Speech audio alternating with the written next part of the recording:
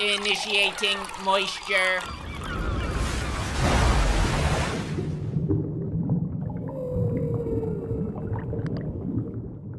Smile is the most shocking movie I've ever put into the moist meter. This was full of more surprises than a David Blaine magic show.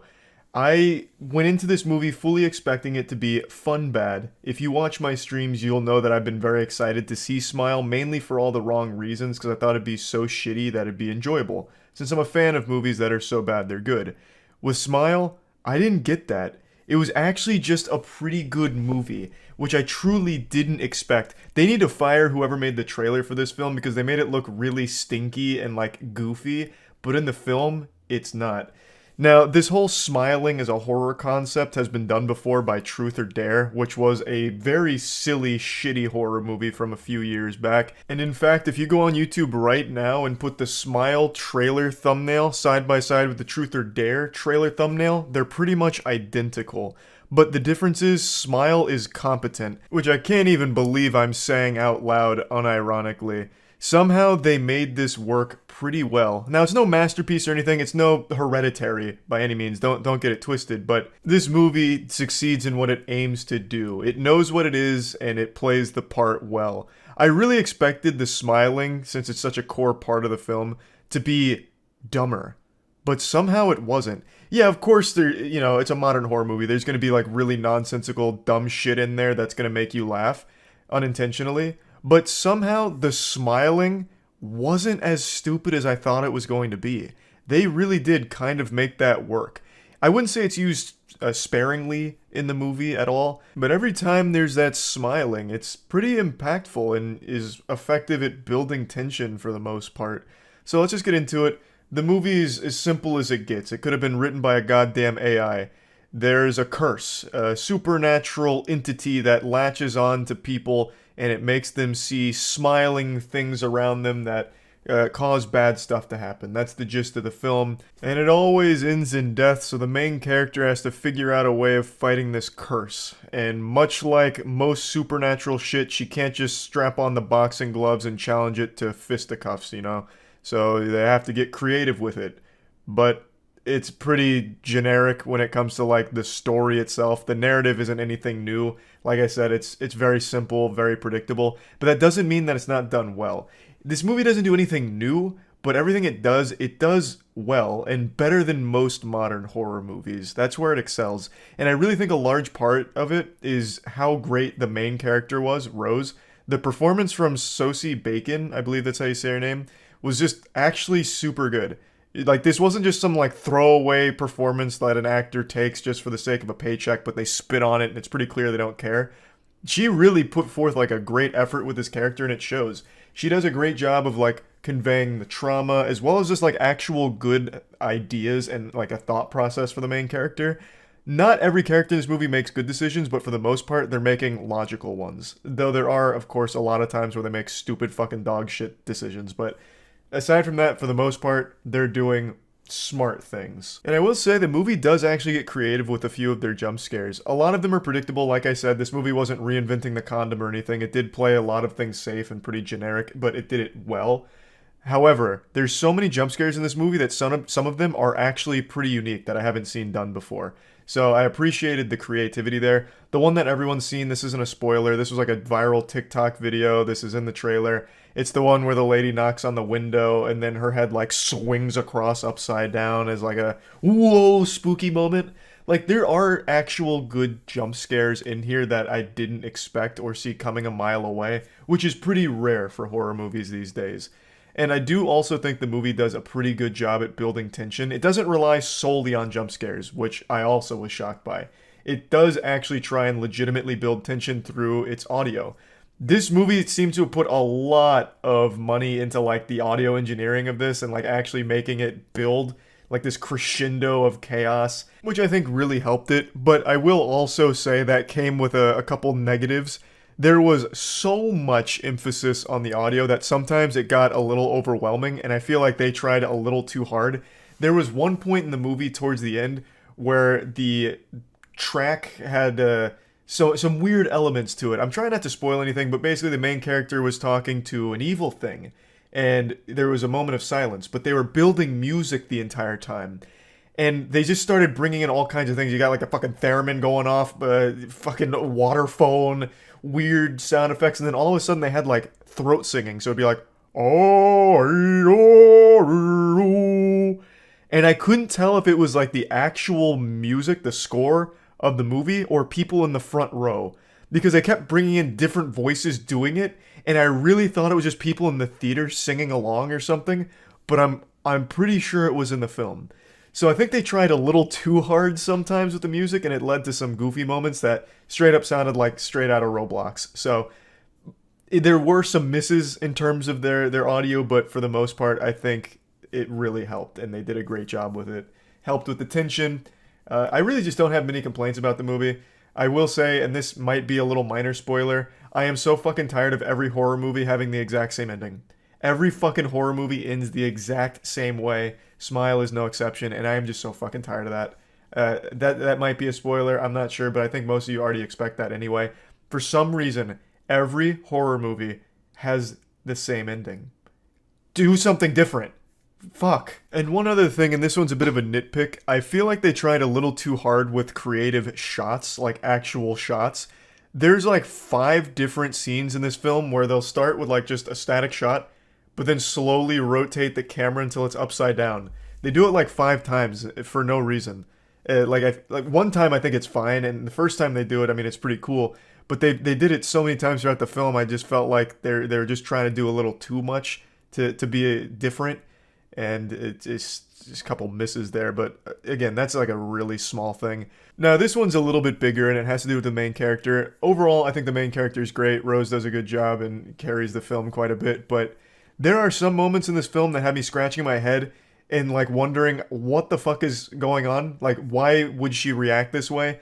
I don't know if this is going to be a spoiler or not. I don't think it is, but she tells people about the curse, and she's a doctor. Like, she's a professional. Like, she should understand that people are obviously going to have a less than favorable response to talking about like a curse and paranormal entities. And she gets really offended when people don't immediately believe her about this whole fucking curse thing. So instead of trying to prove it or anything, she just gets like offended and stomps off like, my fucking fiance didn't believe me about the boogeyman. Now I'm not talking to him ever again. You know, like, it's silly. Eventually she does try and get evidence to prove it, but then when she has the evidence, she gets offended that her husband is called like a psychiatrist to sit in and talk about things with her.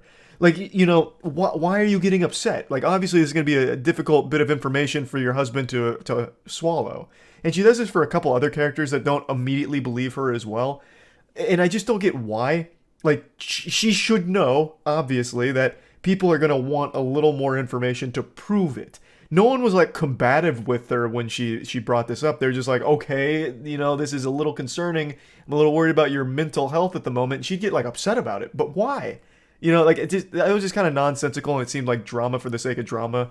But it wasn't, like, a huge deal, just kind of silly. Overall, Smile was a good movie. I didn't expect it to be anything beyond just fun bad, but it surprised me by actually just being pretty good. Plugging Smile into the Moist meter, I'm giving it a nice 80%. Yeah, I think it's just like an actual fun movie to watch. It wasn't fun bad, it was just fun good. That's about it. So yeah. This episode of Moist Meter brought to you by Godslap. Issue 3 is out right now at godslapbook.com. You can find links below in the description. Go check it out. Initiating moisture.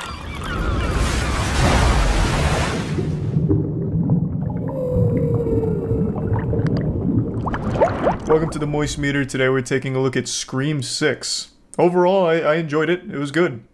What if I just ended the Moist Meter there? I won't do that to you. I won't give you those blue balls. I'll go ahead and explain what I liked about it.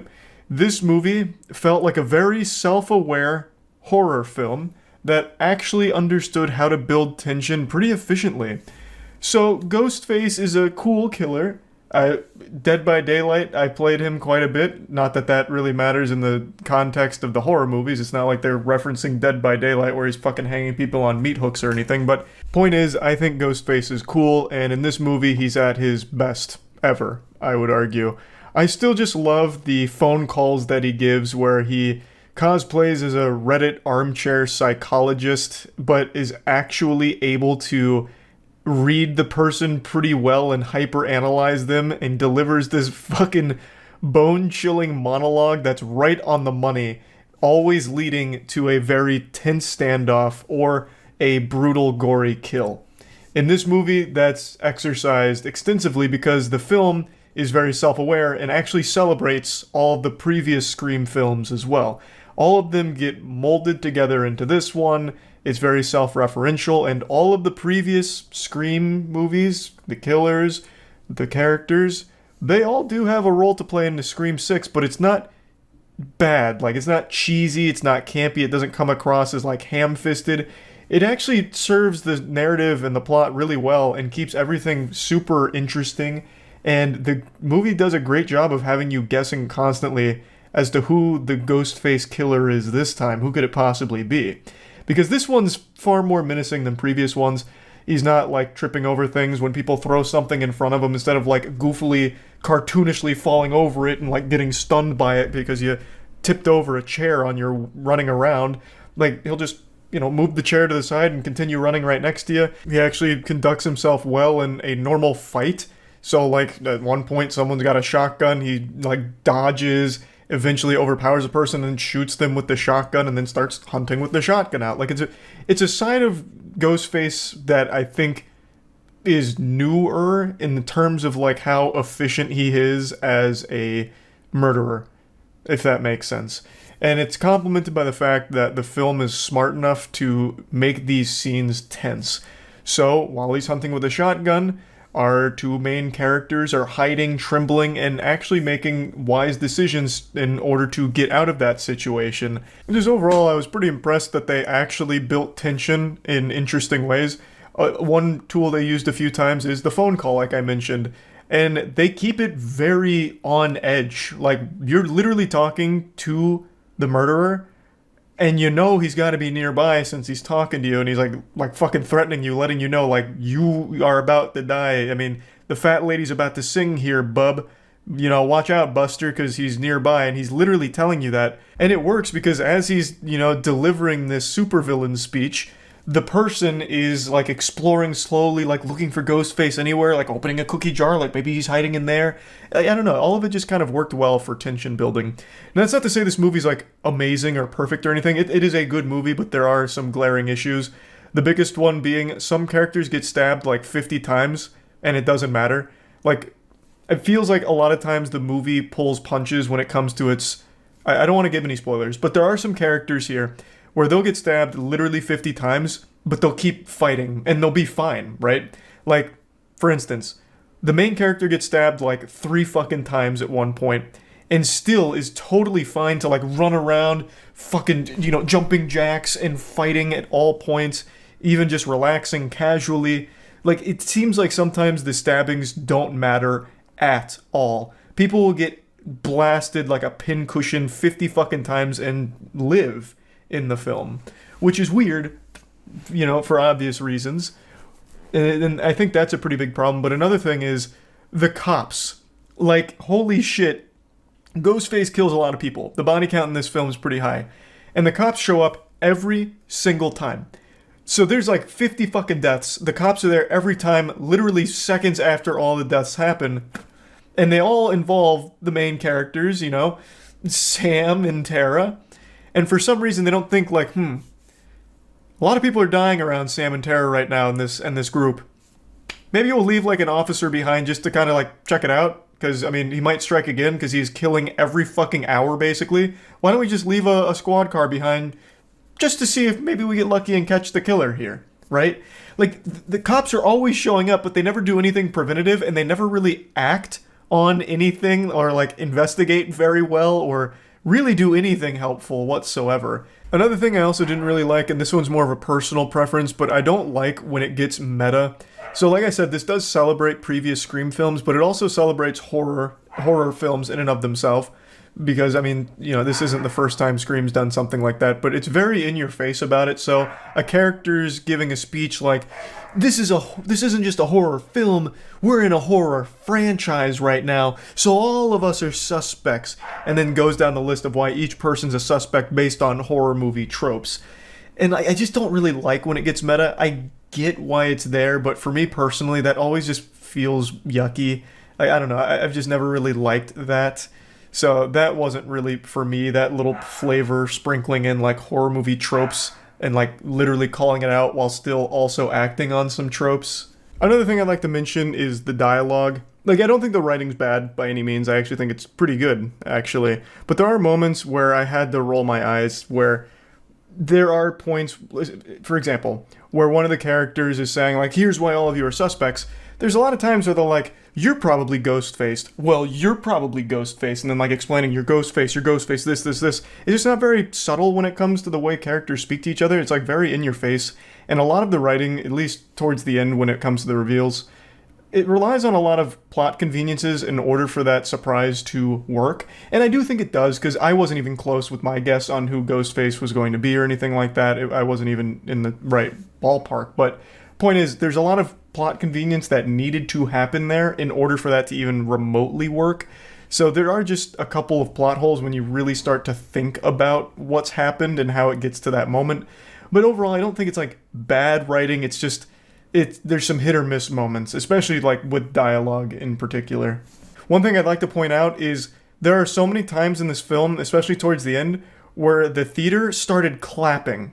Like, I felt like I was in a fucking Marvel film and they just saw Spider-Man announced for the first time. Like, this was the most applause I have heard in a movie in a long time. And it happened, I think, 3 times at the end, roughly. And I was blown away. I was like, holy shit, like, everyone here is, like, super invested, clearly. Like, what the fuck? And that's a great thing. But I wanted to make mention of that because I thought that was so wild. I'm actually kind of doing a disservice explaining this because it wasn't just like clapping, not like golf claps. I'm talking like uproarious applause and like even some cheering at some point.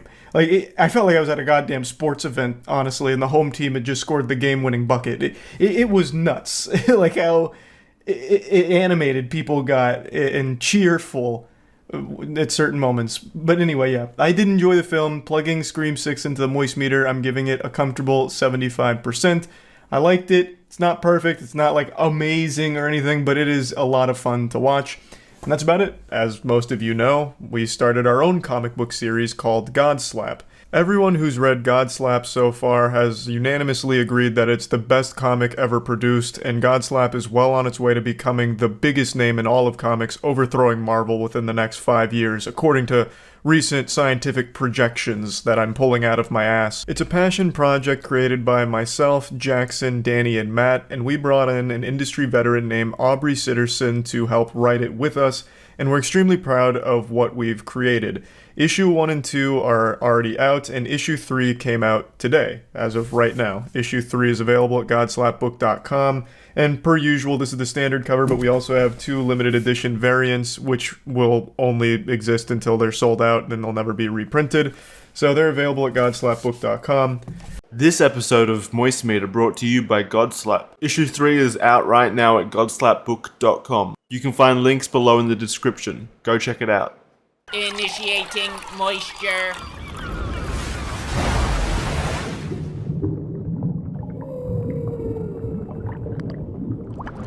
Welcome to the Moist Meter. Today we're taking a look at Evil Dead Rise. This movie was shockingly good. Now, before it came out, I know there was a lot of hype around it. Reviewers were going wild for it. They were really praising this film. They seemed happier about this movie than when they got their first kiss. Like, they really were glazing this film and giving it tons and tons of compliments. But I don't put a whole lot of stock into that. To me, that just feels like some kind of guerrilla marketing tactic or something. I didn't believe a horror movie could actually earn that level of appreciation. But I'm happy to say I was wrong. This movie actually did live up to the hype. Pretty much all horror films share the same DNA as one another. A lot of them are just extremely derivative and even just blatant carbon copy clones from time to time. Like most recently, Pope's Exorcist offers nothing unique or interesting about it. Evil Dead does have a lot of the standard horror movie tropes, but it's actually really self-aware in the way that it uses it, and even subverts expectations far more frequently than I thought would even be possible in a horror film. I watch like every horror movie that comes out. I think they are always entertaining and usually very stinky, but in a fun, bad way. This movie was entertaining and not bad. There were moments that I didn't think were great, and I'll get to those in a bit, but overall, I just really feel like everything this movie wanted to do, it accomplished with flying colors. Like, it fucking knocked it out of the park.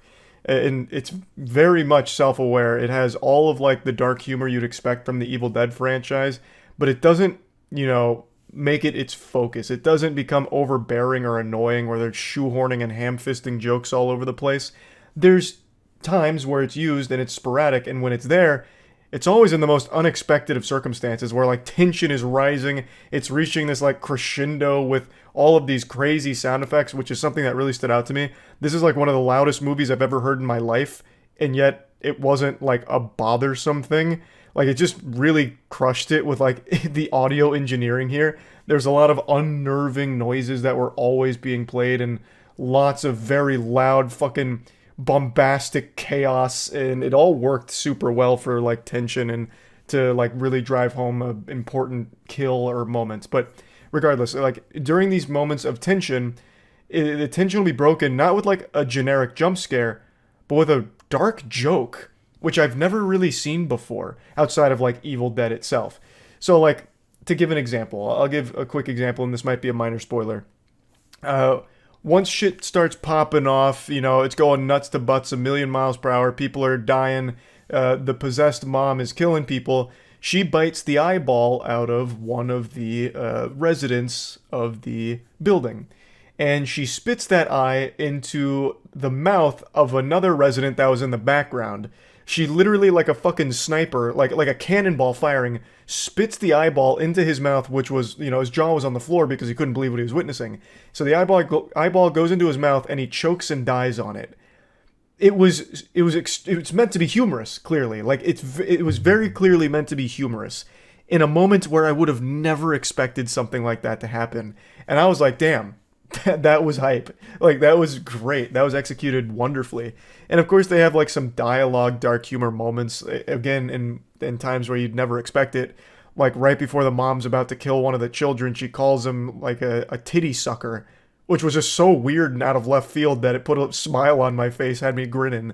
It's just, everything that it did well. I don't think it does anything unique. I want to make that clear. It very much is cliche horror tropes, but executed on an extremely high level. And one thing that also really helps is it has really creative shots. Like, there's a scene where a character is looking through the peephole of her, her apartment door, and she's seeing the possessed mom killing some of the other tenants, and it's all happening through this peephole. So you're seeing bits and pieces of them flying off or getting thrown around, and fights breaking out, guns blaring, and it's all through the peephole, and it's a really interesting perspective that helps elevate the whole scene. And there's quite a few moments like that with really creative shot selection and cinematography, so that was also something I wasn't expecting out of a horror film, and it did it well.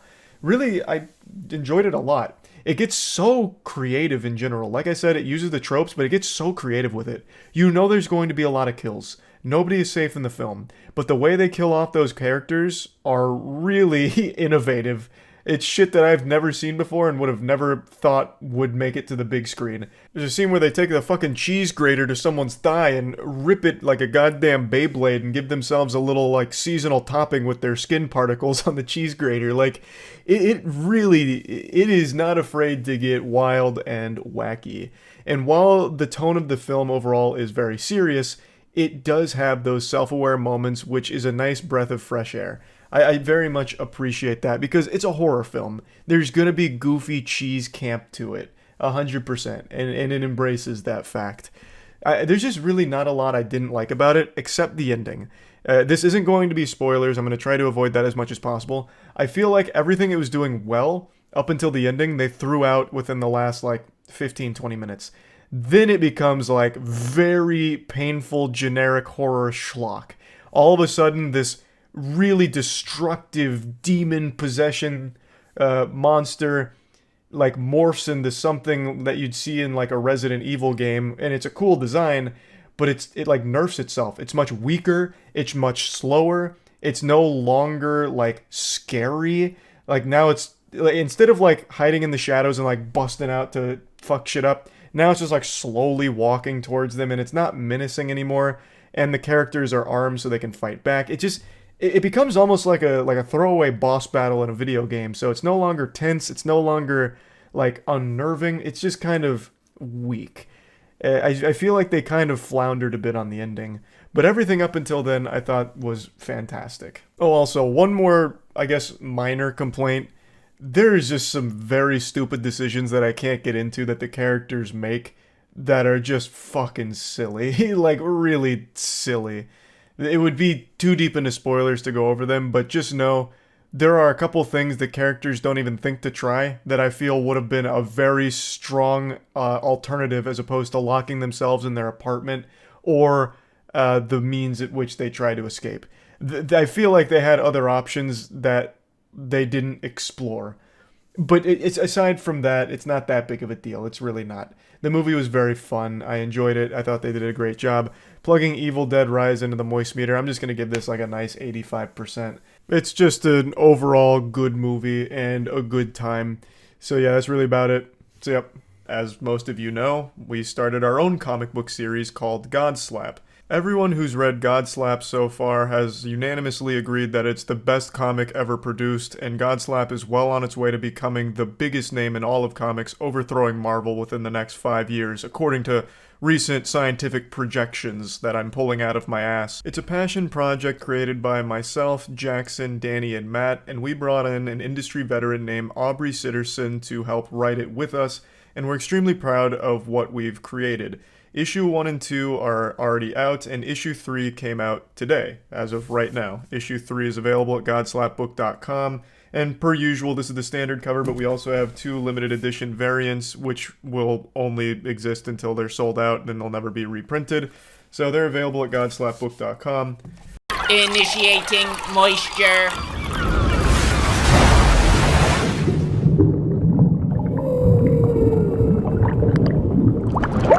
There's a very popular trend in modern horror movies where you make them suck as much shit as possible and they're just entirely forgettable. Luckily, that's not the case with it. I really enjoyed the first one from start to finish. I thought it did a great job in its horror elements as well as its comedy. The comedy really stood out to me because when you go to a Stephen King movie adaptation, the only comedy you're usually getting is unintentional because they suck some fat fucking asshole. That wasn't the case with it, and it really stood out to me. I really enjoyed it. I think it was a very solid horror movie and just a really purely enjoyable movie start to finish.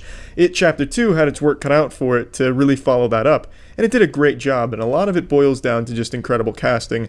Bill Hader as Richie absolutely fucking annihilates the role. He is a really, really talented actor, as well as James Ranson, the one who plays the adult Eddie. And he's basically as if the kid actor grew to a 40-year-old man in the 2 years it took in between this movie and the last one.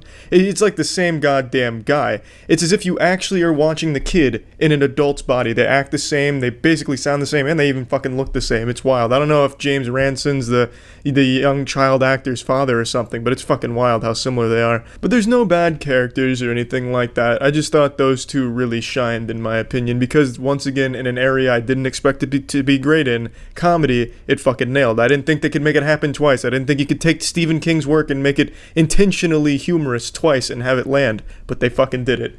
And I respect that because it made me laugh a couple times. I thought it was just really well written there. As far as the horror elements go, I actually think they're weaker in this movie than the first one, and I didn't even think the first one nailed horror to a certain degree. It did it decently enough, and it's kind of a double-edged sword because you have them going on this mission of finding themselves and what they want to be, what they're hiding, what they've forgotten, and you don't really put a whole lot of horror into it. Yes, in all of their situations, Pennywise is there kind of fucking it up and making them face it head on, trying to bring out the fear. I get that, but it's just not very effective. It's far more emotional, I'd say.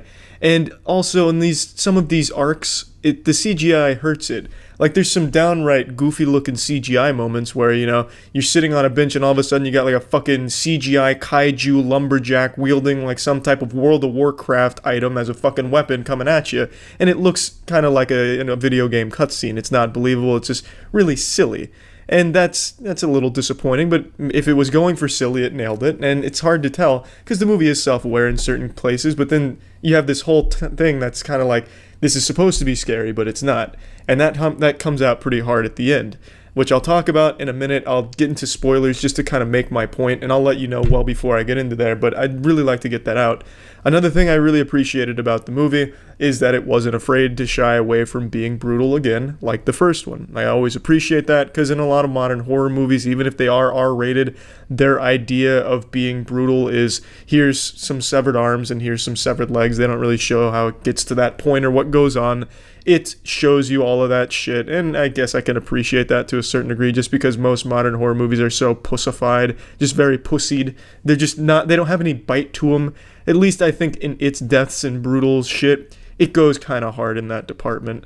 And I really just don't have a whole lot of negative things to say about this. The comedy landed when there was elements to try and make you creeped out. It sometimes worked, though it never really felt earned with enough tension built up for it. But it was always fun to see.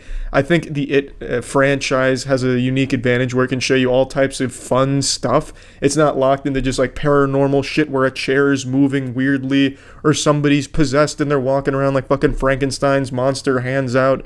It shows you a lot of cool shit. You have a clown just fucking with you and showing you some really cool shit, and I really enjoyed that, even if it wasn't all that scary. Now, at the end of the movie, now I am going to get into spoilers, just a few spoilers, forewarning if you want to avoid that. The end of the movie gets downright very silly to me.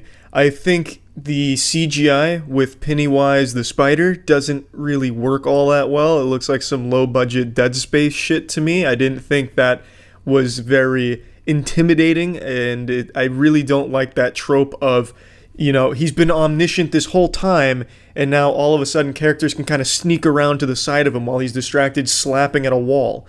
Yeah, this entire movie, he knows everything going on everywhere about every single one of these characters. Now, when they infiltrate his lair at the very end, he has no idea where they're going or what's going on. That makes no sense. That's when he should be strongest, right? And if he can't, like, read their minds like he has been able to, all he had to do was, like, out of his fucking peripherals, he would have seen people sneaking around to his right and maybe acted sooner and stopped them in their tracks. It's just a horror movie trope, I suppose. And I also thought when they defeat him, it looked extremely easy, and it's something he should have expected, because it's kind of what they fucking did in the first one already. They basically just defeat him by insulting him. Hey, your dick's small. You're just a clown. You're just a small clown. You're a clown. You're a clown. You're a clown. He starts shrinking and shrinking. Oh no, you're hurting my feelings. I'm big. I'm big. I'm big. No. And then they crush his heart, and that's the end of it.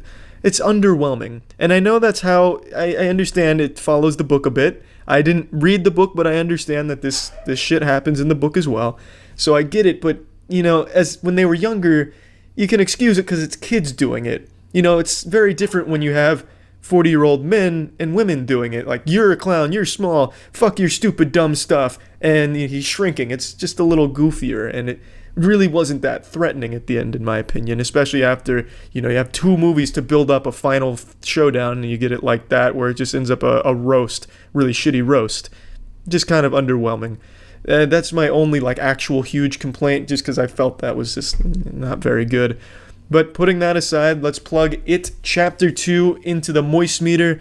I'm giving It Chapter 2 a nice 80%. I think it is a very enjoyable movie with a lot to offer anyone. It has a very long runtime, but I think it's warranted. I think there's enough substance in the movie. I think nothing really feels overly rushed, and I just really enjoyed it start to finish. A very solid horror flick that's surprisingly humorous. That's about it. See ya. This episode is brought to you by the fine folks at Dollar Shave Club. Initiating moisture.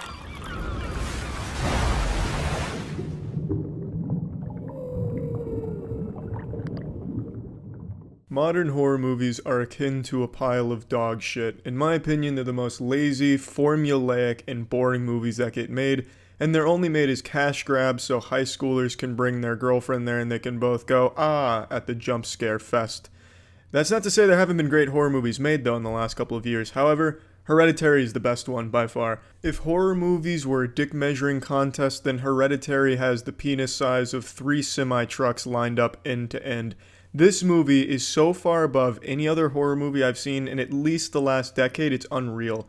I don't even want to touch on the story of this movie, because I feel like even talking about what it's about will spoil some of the actual content of the movie.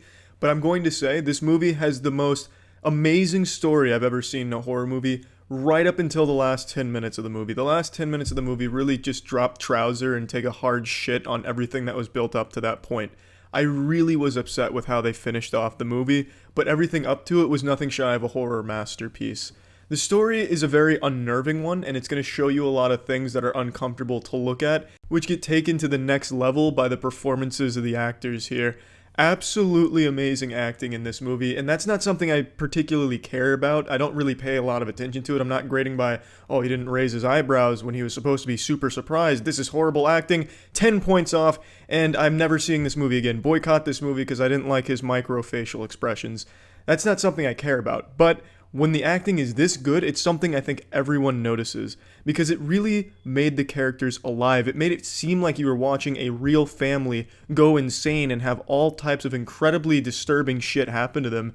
It was jaw-dropping. I've never seen acting like this in a movie, and especially not a fucking horror movie where everyone's just a cardboard cutout of the most boring two-dimensional character imaginable.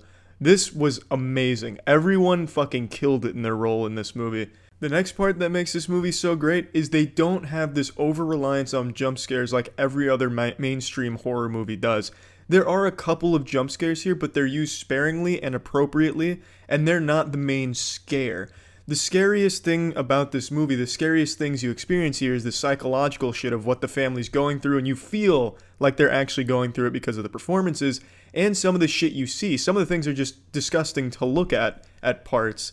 And that's exactly how horror should be. It shouldn't be like a, did I scare the shit out of you? You know, that's not scary. That's, oh, okay, you made a loud noise. Obviously, it's going to startle me a little bit, but at the end of the day, that's just goofy and dumb.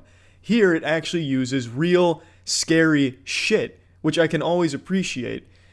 Up until the end. Like I said, the last 10 minutes, take everything it did right, and then just kind of throw it into a toilet and ejaculate on it. But up until that last 10 minutes, everything here was unique, scary, disturbing, and just incredibly enjoyable to watch. Now I feel like I should absolutely mention the last 10 minutes and why I take issue with it.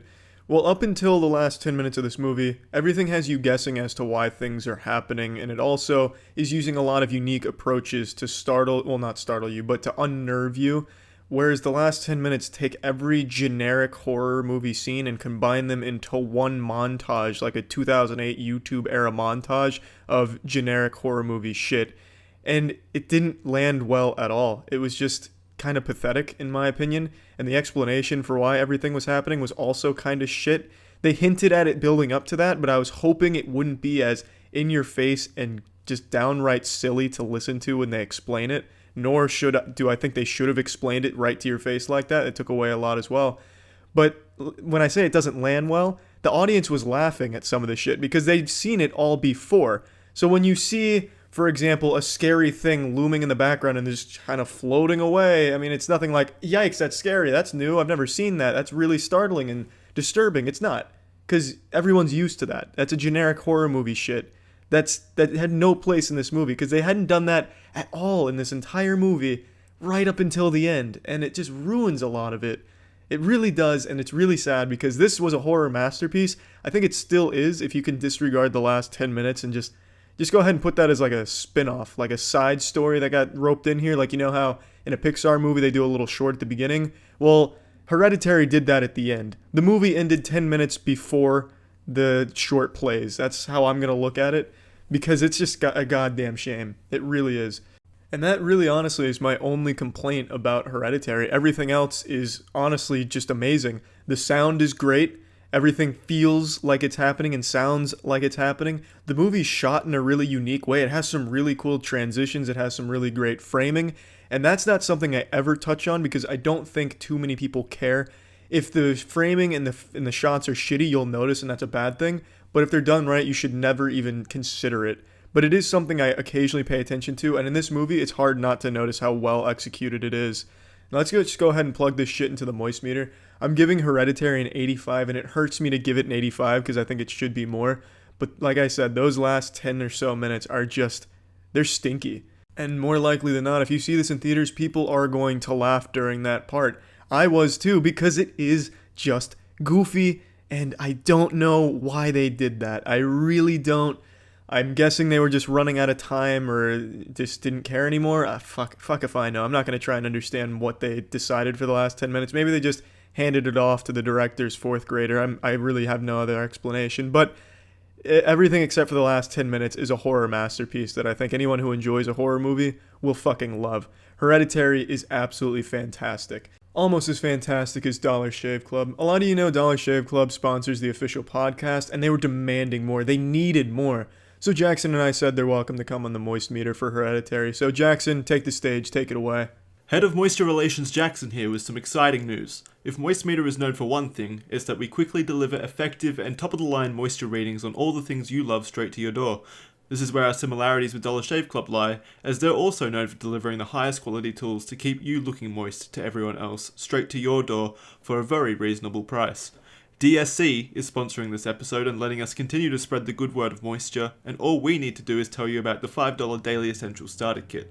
This is a kit full of stuff you need to look and feel your best: shave butter, body wash, butt wipes, and of course those delicious razors and handles that the club is known for. Both Charlie and I, and all of Moist Meter HQ, use Dollar Shave Club to keep up our public appearances, and we couldn't swear any harder about them if we tried.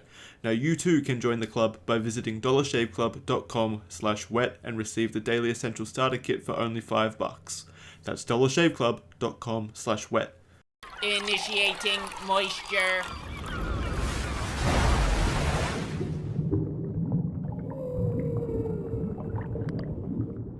Welcome to the Moist Meter. It's time for the scariest legend ever to be discussed on this episode.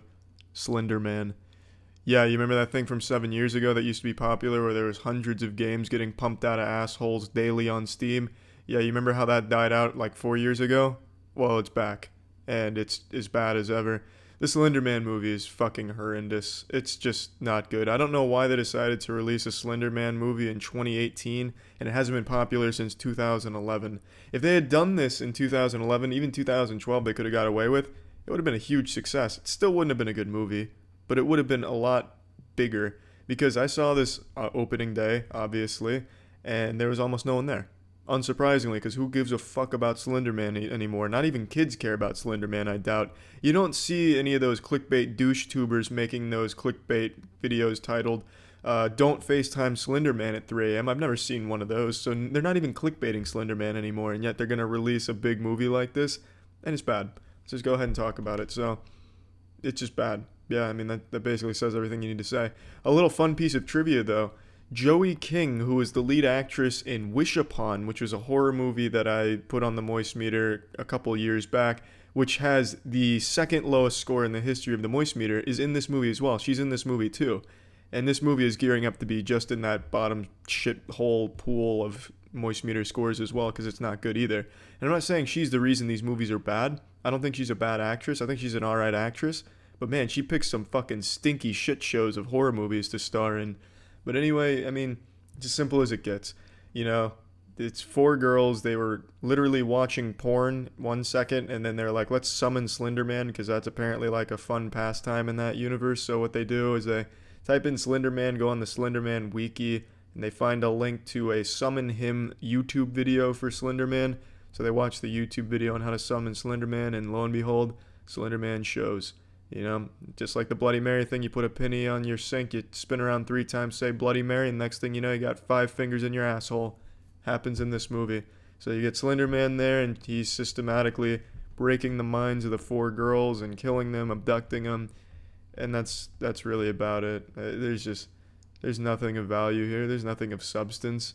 I don't know how often people sit around and watch porn together, but that was pretty jarring, I guess, as like a, you know, this is what people do these days kind of thing. Maybe I'm just getting old, but I don't watch porn with my friends, nor have I ever really gathered the group around to watch some porn together. But, you know, that's kind of a crucial plot point here, because it led to the Slender Man entering the world. It's just fucking bad. It's better than Wish Upon, though, because it at least tries to do some horror things with jump scares. The jump scares don't work at all. Nothing about this movie works. Slender Man's not scary. Everything he does isn't scary. It's just not good. It's fucking poopy. It's shitty stink shit. I mean, I just don't know how to get that point across anymore. Like, I don't know what else to say about it. They use the most generic stock horror sound effects. They use the most generic shots. The shittiest plot that, let's just plug this shit into the moist meter. Slender Man gets a 15%. You'll notice that's higher than Wish Upon because, like I said, it at least tried to do horror shit, whereas Wish Upon just kind of, I guess it just kind of existed. I really have nothing to say about that. This is better than Wish Upon. That's the best compliment I can give Slender Man, and that should go on the back of its Blu-ray box. That's the best compliment this movie's gonna get. See ya. Initiating moisture.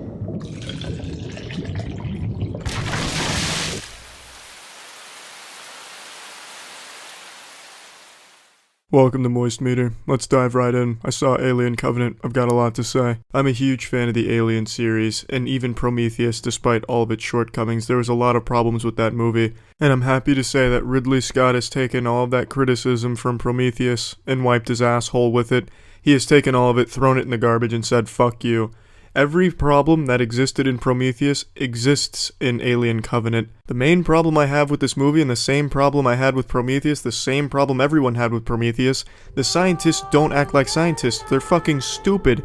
They act like high school students going to a log cabin for a vacation. In the very first scene of this movie where they enter the foreign world, it's not the first scene, but in the beginning of the movie where they go into a foreign world, they don't even dress in spacesuits or anything. They're dressed like they're going on a weekend fishing trip. A strip club has a more strict dress code than what these scientists wore to a world they didn't even know. They didn't scan it or anything, they just assumed since it was like Earth, it'd be totally fine. On just an alien fucking planet, and it didn't even cross their mind to wear a helmet at least. And let me just say, this entire movie, everything that went wrong, could have been avoided if they had worn a helmet and nothing else. They could have worn a helmet and fucking swim trunks, and this movie wouldn't have happened. Because the main problem here is, one person gets their ear infected with the pathogen for the xenomorphs, and another person gets their nose infected with it. That could have been easily avoided with a helmet. Something that should be pretty standard procedure for some advanced elite scientists, Something even a fucking 4th grader would think of. So the two people that get infected with the pathogen, obviously they die and it leads to a lot of problems. They lose the escape vessel, all this type of shit. They meet David. It's just a whole cascade of bad shit that happens just because they couldn't put on a fucking helmet. Another thing that I think would be common sense for scientists is to not just touch everything mindlessly. These people literally can't stop touching shit. They touch everything. One of the people that gets infected with a pathogen touches this foreign fungus that just goes right up his nose, and then he just goes about his day like nothing's wrong. Another person touches a fucking giant testicle pod holding the face hugger, and then unsurprisingly gets attacked by the face hugger. Why do they have to touch everything? They're like fish attracted to the shiny lure, except these aren't even shiny or even that interesting. There's no reason to be touching half of this shit. They just touch the gnarliest and grossest looking shit with their bare fucking hands. I don't get it. It'd be like looking at dog shit on the side of the road, pulling your car over just so you could poke it. And I'm not gonna keep ranting about how stupid the characters are, but just know that is the entire reason this movie even happened, is because the scientists couldn't act like scientists or even anyone with common sense. They just acted like fucking zombies. It's hard to understand why Ridley Scott can't write some competent characters. But anyway, I will say that the story was interesting. I've always been a really big fan of the overarching plot. I find it to be a really fascinating concept. And this movie's major saving grace is Michael Fassbender. He is just absolutely spectacular. He plays 2 roles. He returns as David and also plays a new synthetic named Walter, and it's just, he does an absolutely outstanding job with both characters, and I truly believe David is probably one of my favorite movie antagonists of the last 10 years at least. I really just like him as a villain. I also, of course, really like the settings and the way everything looks in the movie. It all looks really breathtaking. The gore and shit's really convincing and disturbing. It's a Ridley Scott movie, you get what you expect. You get gore, you get pretty settings, you get pretty looking shit. So I have no complaints in those departments, and I also thought the acting was really good. I thought all of the actors and actresses did an outstanding job playing their brainless vacuum cleaners. Now there's one scene in particular I want to point out, not in regards to good acting or anything, just a scene I think needs to be talked about, especially for me.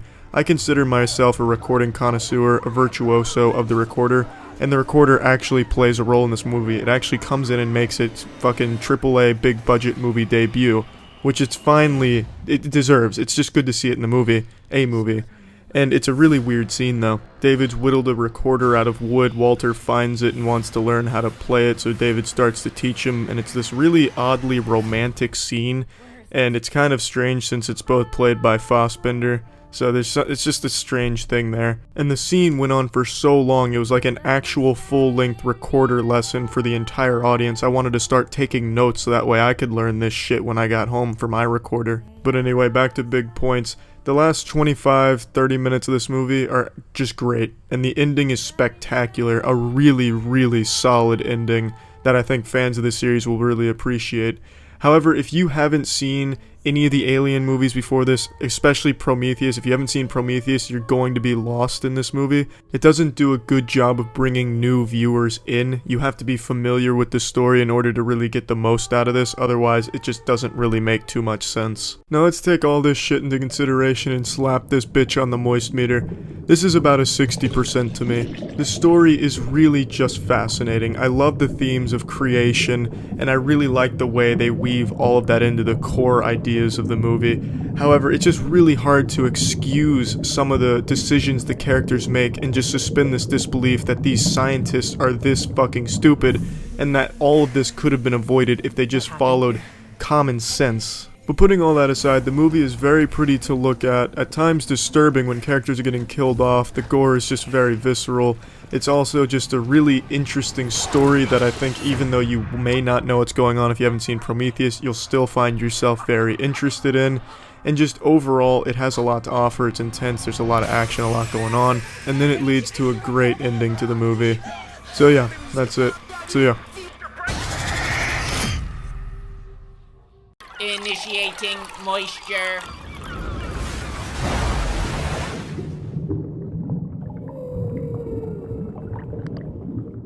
Welcome to the Moist Meter. Today we're taking a look at the new Halloween movie, Halloween Kills. I wasn't even going to moist meter this movie initially, because by the time I finished it, I had already began forgetting some of it. It was just a really underwhelming movie. But I decided that it was probably worth talking about because I find it so underwhelming. Let me just start with the good things here. Best things about this movie are just when they're doing mindless killing. Like, they very much seem self-aware of how goofy and over-the-top their shit is, that it becomes enjoyable. I can really appreciate a bad good movie, and I really think a lot of times this leans hard into bad good.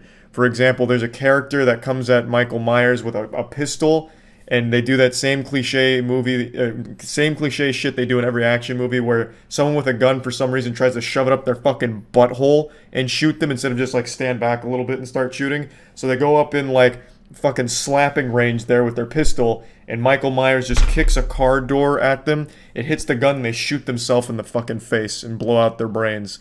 Like, it's really goofy.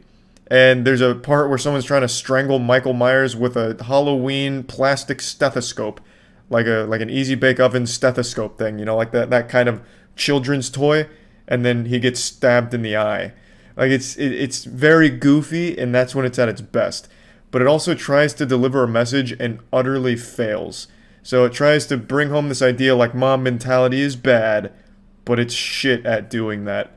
So really, to me, the only like redeeming thing about Halloween Kills is when Michael Myers is just mindlessly killing people for no reason all the time. The majority of the movie is spent with those kills. So if that's what you care about, like just a bunch of fucking gore and violence and shit, you will be very happy with this movie, I imagine. And I found it to be enjoyable, but I also think the movie as a whole is kind of stinky. So first off, I just want to say, Laurie Strode, who's probably the most important person in Halloween, and extremely important in the last Halloween movie that this one directly follows, does fucking nothing in this movie. Quite literally, she does nothing. She just lays in a hospital bed talking about how much pain she's in. I mean, yeah, she got stabbed and everything, so obviously she's going to be in pain, but she does fucking nothing. At all. The closest thing she comes to contributing anything to this movie is she knees a random extra in the stomach. Like, there's a doctor running by and Laurie just grabs him and knees him. And then she's like, ow, my stab wound opened, this was a bad idea, and starts rolling around on the floor screaming. That's like it. And then she gives a monologue about fear. And that's all she does. So I think it's really stupid that they would sideline like the most important character here and instead follow the dumbest characters so far. So like I said, the message is mob mentality's bad. And you could basically sum up the majority of this movie outside of the killing as just a town of actual imbeciles, just actual fucking idiots. So there's one guy in particular who starts the fucking catchphrase, "Evil dies tonight." And you will hear that a million times in the second half of this movie. Evil dies tonight. It's basically the town is tired of Michael Myers killing people, so they're gonna do something about it. They're gonna kill Michael Myers. Evil dies tonight. And they just keep shouting that. Eventually, innocent people start getting hurt, and chaos erupts. And I want to say right away, like, yeah, it's a great idea. You know, get the townspeople, get the vigilantes out there to take them down. Why not? You know, at least try and fight them. But no one really arms themselves with anything that makes sense. Like, the main guy has a baseball bat, like, okay, that's kind of logical. And then someone else gets, like, a pillowcase of bricks. Someone else just uses, like, brass knuckles, like, okay, yeah, you're gonna fight it with brass knuckles? Someone else, I wouldn't be surprised if they brought a hula hoop to the mob justice scene. Like, they just start bringing goofy items to fight Michael Myers with. Even though they were, like, planning to kill him for a long time, they could have, like, prepared, like, find like maybe just a brick that you could start throwing at him. Like, that'd be better than just bringing like brass knuckles and shit. And it's really dumb. And the main guy that you follow here is Tommy, and the way he recruits people into this is really silly. Like, there's a scene where he just drives up to a gas station and just starts talking to strangers. He's like, "Hey guys, you want to murder someone tonight?" And they're super down. They're like, "Yeah, who the fuck are we killing? You know, let's fucking ride." Like, "Yeah, we're killing Michael Myers." Like, "Oh, goddamn, yeah, let's go kill Michael Myers. I've had enough. You know, that tomfoolery, I'm tired of it. Let's get rid of Michael Myers." It's like everyone in this town is super ready to just kill somebody. They just needed an excuse and a target. It's so weird to me. Like, they don't do a good job of building their message that mob mentality is bad, and maybe Michael Myers isn't just a really scary guy, he represents a very scary thing, which is fear itself. They do a horrible fucking job with it. So I really think everything aside from just Michael Myers killing people is really poorly done, and I really don't think it's great. Like, it's not like he's doing anything creative, he's just randomly stabbing people all the time. Like, there's no real tension that builds in this movie. It's just, oh my god, Michael Myers is hanging out at the dumpster, and now he's stabbing that woman. You know, it's not like there's any kind of like, oh my god, I'm on the edge of my seat, where the fuck is Michael, what's about to happen? Like, you basically see him the whole time as he slowly walks and stabs somebody. It doesn't really get very creative, and it doesn't even really try. It's just, he just starts stabbing someone. Like, even when he kills someone, he'll just keep stabbing them. So he'll take a couple, like, you know, he's in someone's house and he's just killed this old man, and then he just grabs a couple more knives and starts just putting them in his body. And then that's it. Like it's goofy, and that's enjoyable to me, but I really think it's just poorly done. And they really try and go hard on gore, but they don't do that well either. It's like everyone here is just a balloon of meat waiting to pop. Like, there's a guy who jumps from a building, and when he hits the ground, it looks like he fell into a jet turbine. He's just like fucking minced meat all over the place. And that's basically all of the kills here. They just explode into guts. Like, off of anything. If he's strangling someone, they just fucking explode. So it's not exactly like the most riveting action and gore. It's just kind of like, hey, here's a lot of gore. And like I said, I enjoyed it, but I also don't think like it's super well done either. And I feel like this movie has no payoff at all.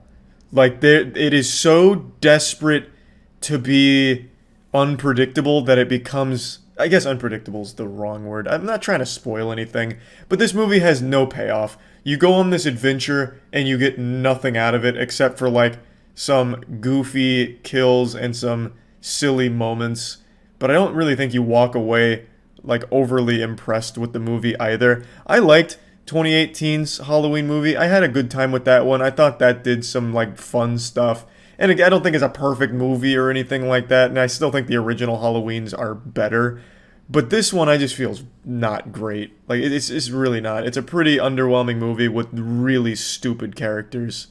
And so let's just plug this into the Moist Meter. I'm giving Halloween Kills a 40%.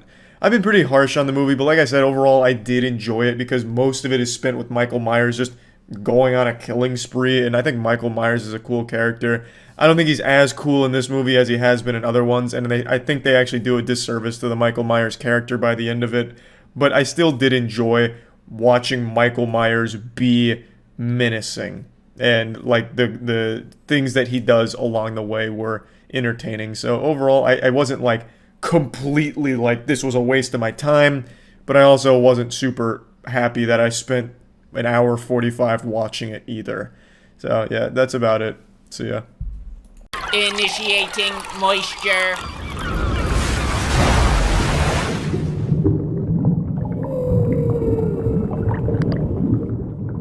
There aren't enough words in the human languages to accurately convey just how surprised I am that this Solo, a Star Wars movie, turned out to be as good as it is. I was incredibly ready to just write this movie off. I was fully expecting to just be a fucking urethral swab of a movie experience. I expected this to be horrible, and it was so far from that. I'd like to quickly touch on one of my biggest moist meter regrets. It was the Star Wars Last Jedi review I did. I gave that too high of a score, 100%, and I fully apologize. I just kind of was wrapped up in the hype of it. Seeing movies when they open is always a more fun experience, and it makes the movies better than they are. That movie did not deserve the score I gave it. It should have been much lower than a 70. I just didn't like it. I rewatched it recently. It's just not a good movie in my opinion. So Disney has shown to me that they can't really make a good Star Wars movie, in my opinion, until this movie. Solo is spectacular, and it had so much bad shit going on with the production of this movie that I don't know how they could make it as good as they did here. There's definitely some shortcomings, and I'll touch on those real quick right now. The biggest misstep with this movie, or biggest complaint I would have about this, is there's really just not a whole lot of depth to Han Solo. They don't really develop his character. There's really just no character development at all in this movie with pretty much any of the characters. There's a couple where there is some development, but not that much, nothing like super crazy. All in all, this movie just strived to be a fun adventure movie showing you Han Solo and beloved characters doing some cool shit with very few hard Star Wars tie-ins. They're not like jerking your dick off with Star Wars cameos and tie-ins, but they are here, but that wasn't the focal point. The focal point was making a fun, standalone movie with an enjoyable plot that wasn't convoluted or thrown in with a lot of unnecessary, useless plot ploys that are just lazy writing. It was just really enjoyable. Visually, I think it's the best Star Wars movie I've seen. The settings were great. The visuals were great. The sound was super fucking spectacular. The character designs are the best in the entire franchise. I saw a lot of new aliens here I've never seen before, and they looked fucking cool. You'd have aliens that looked like 5 titties stacked on top of each other with a Rubik's Cube in the middle. There was some really cool looking alien species in here. And really just all of the shit in here was cool looking. They had like a space yacht that was really good, really good to look at. I mean, I have so few complaints about this, and I can't believe that. Because this is a movie I think almost everyone rolled their eyes at. Oh, here's Disney milking Star Wars. And by all means, they absolutely are by making this movie. But goddamn, the attempts at humor in this movie were fucking awful as well. Just insufferable attempts to make you laugh that I don't think anyone will laugh at. At least the theater I went to, no one did. The half-full theater for a Star Wars release, which is the first time I've ever seen that happen. So, The Last Jedi succeeded in one area, which is making everyone hate Disney Star Wars movies for good reason. But this is definitely their best one. Another bad thing about this movie is the characters. They also go with the same tired-out theme of rebellion with youngsters. It's just... that's just so played out and just, you know, just something you gotta roll your eyes at because you expect it, you get it, and it's kind of just underwhelming when you do. And the droid L337, elite gamer speak, elite nerds. Does anyone else nerd in the early 2000s? Elite. The worst character in the Star Wars franchise, beating Jar Jar Binks by a fucking mile. That's just a really bad character, no matter how you look at it. L337 is a horrible fucking character. I don't know how anyone could defend it. The droid was just awful droid. Really just not fun to watch on the screen. They really milked some beautiful premium nectar from this bitch here. They absolutely nailed this movie. It's the best Disney Star Wars they've made so far. Which is incredible because, like I said, they've had a lot of production problems here. I don't know how they managed to squeak this one out of their assholes, but they did. It's a very clean, non-stinky product. Someone that was working on this must have gathered all the Dragon Balls and made a wish. Hey, look, Shinron, I've got this real shit heap of a movie. Can we go ahead and turn this dumpster fire into something spectacular? Shinron said, no, he doesn't have that kind of power, but we can turn it into something pretty goddamn good. And they did. This is pretty goddamn good. It's nothing that you're going to have to go out and see, but if you're a Star Wars fan, I think you absolutely should see this, because it's the best Disney one so far. It's really fucking good. I have so few complaints about it, but there is some nitpicky things that I could pick apart, but it'd be spoilers. You really do have to suspend your disbelief in a lot of these parts, because apparently everyone understands how to fly every ship ever made, and everyone is so incredibly tech savvy that they can fix anything and understand every order given in a ship they've never seen before. So there's a lot of shit you have to just be like, okay, you know what, that's fine, I'll just let that slide. There's also a lot of people complaining that they didn't really stay true to the Han Solo character. They missed a lot of why he was such a big character and an important one and why everyone liked him. And I can agree to a certain extent, but Alden nailed it. That was the best casting choice for this they could have made. He did capture Han Solo as well as anyone possibly could. And you already knew Donald Glover was going to nail it, because he shits out perfection these days. He's just great. Let's go ahead and plug this shit into the moist meter. I'm going to give it an 80%. It really is the best Disney Star Wars. It is really good. It's very entertaining. But keep in mind, it is just an adventure movie at the end of the day. They don't really try and make some huge impact on the Star Wars universe or really add a whole lot to Star Wars. They just very clearly wanted to make a fun adventure movie with some beloved characters and have a self-contained story that was not affected too much by anything in any other Star Wars, or really have that much of an effect on anything Star Wars related, except for obviously Han Solo and Chewbacca and Lando. But it is a very, very fun movie to watch. It is really just so goddamn surprising how good this movie is. Most people are writing it off, rightfully so. I did as well. But I think it is worth seeing. It's a good movie. So yeah. Initiating moisture.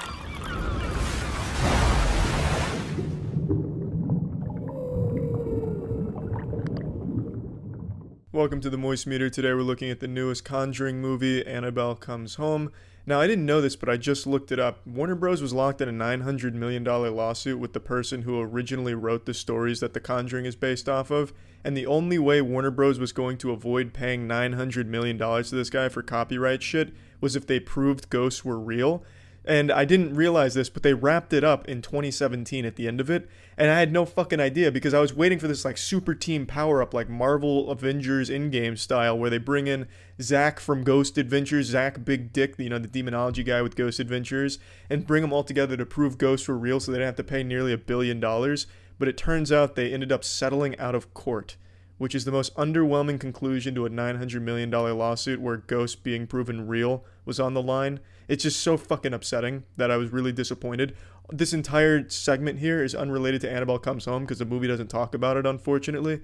But I just thought that was so interesting, because that lawsuit, I was really looking forward to seeing how they tackled the ghost thing, but they ended up not doing it. They didn't bring in Dib from Invader Zim or anything. They just settled it out of court, which is super fucking boring. That should be a crime in and of itself. Anyway, Annabelle Comes Home. It's not bad. I don't think there's really any bad movies in the Conjuring franchise except for The Nun. The Nun was just so fucking boring, but this isn't. This movie's good. I think the Conjuring movies are always just fun for the time you're watching them. Nothing special about them, nothing wildly creative, but executed decently enough. The characters in this movie I actually really liked. I thought Bob was a really strong character, Daniela as well. I thought the characters, because it wasn't focused on just like the main two Warrens, I actually thought the characters they had in here were really fun to watch with a good dynamic. And I also like the story where Daniela goes into the Warrens' house while the littlest girl is being babysat by her friend, and she starts touching shit and releasing all types of spirits, and then they have to battle all types of different spirits. It's like a Scooby-Doo episode in a certain sense, and it's fun. I like that plot line. But it's just so silly and nonsensical with these horror movies when you start to break them down, because at every step it seems like the demons and evil spirits want you to succeed. For example, in this movie, they're trying to get the Annabelle doll back in the case, and literally the entire movie is the demons leading them to the Annabelle doll and letting them take the Annabelle doll multiple times. For example, Mary Ellen, one of the main characters, comes face to face with a demon or with an evil spirit that's killed a bunch of people and wants to kill her. And she just gets the Annabelle doll from it and walks away. They just let that shit happen. They're much more invested in making loud noises occasionally than actually stopping them from being sealed again. I just don't really get that in horror movies. The Conjuring does this shit all the time. They have so many opportunities to just stop them or kill the people, and they just let them go. In this movie, it's just insane how many times that happens. A fucking demon comes face to face with the little girl and then just lets her leave. Literally, like, chokeholds her and then just lets her leave. It's just silly. It's just really dumb. I don't know why the demons are actively trying to get fucked. I don't really understand. They're not really there to preserve themselves. They're just there to make loud noises when it's quiet. And that's what this movie relies on, much like all the other Conjuring movies. It's not great at building tension, but it does try. There's also a really goofy samurai armor spirit, which is just really dumb. It's just more comical than scary. But again, the main focus is on jump scares, so when it gets quiet, something will fall over, make a loud noise, and you'll go, but even that's not super effective in this movie. They don't do it overly well. The guy next to me fell asleep like 2 or 3 times and was snoring, which was super fucking disruptive, and I hate that kind of behavior. If you're that goddamn tired, just leave. But I mean, it still illustrates that it wasn't great with its horror if you couldn't even keep the old man next to me from falling asleep and choking on his own spit. It wasn't a bad movie, though. Like I said, I did enjoy it, and I didn't regret my time with it. I do think when it did try and build tension, it didn't land most of the time, but when it did, I was satisfied with it. I also really like all of the different spirits and all of the different conduits for evil that were in there. I liked that aspect. I thought that was well done. And yeah, it wasn't a horrible movie. It wasn't great. Just a pretty standard average horror movie for the modern age. Plugging this shit into the moist meter, I'm giving Annabelle Comes Home a crisp 50%. Beautifully average. Nothing great about it, nothing awful about it, nothing to really regret when seeing it. Kind of fun. That's about it. So yeah. Initiating moisture.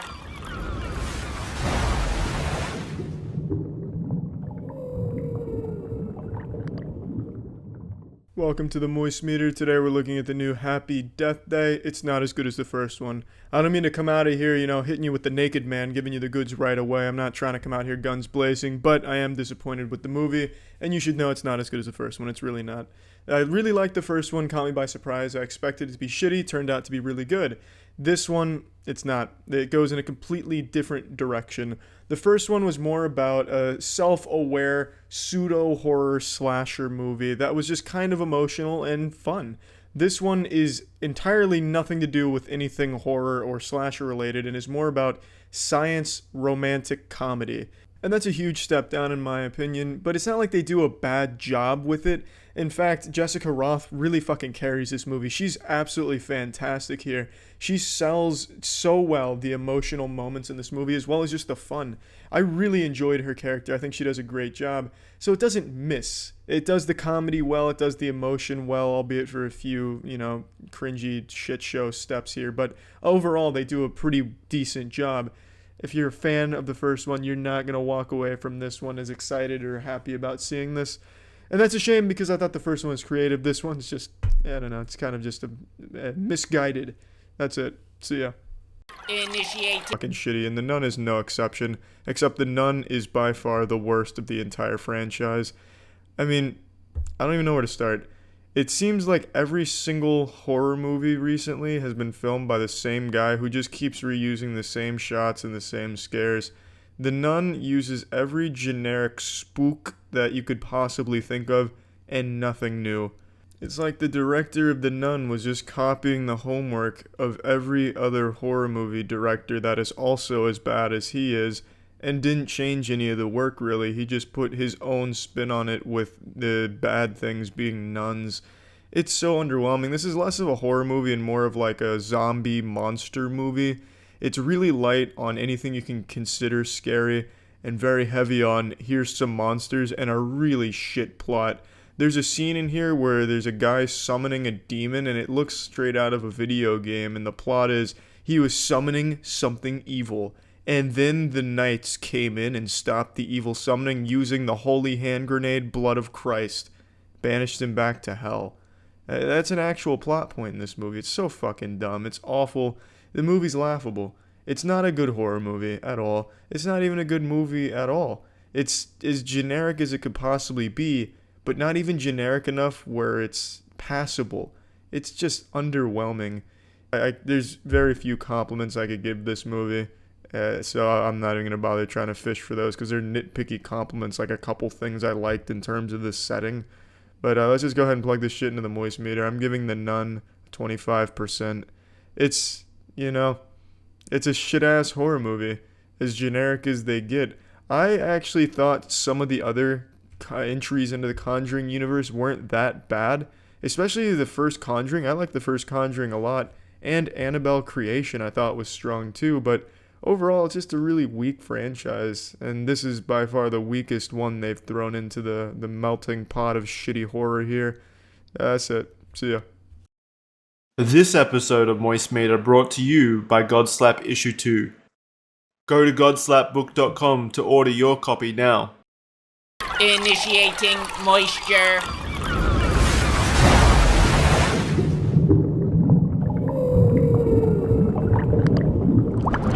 Welcome to the Moist Meter. You know I'm a fan of bad movies, like fun bad movies where it's just stupid and horrible enough where it becomes enjoyable. It wraps around from being this awful experience to an unforgettably fun one.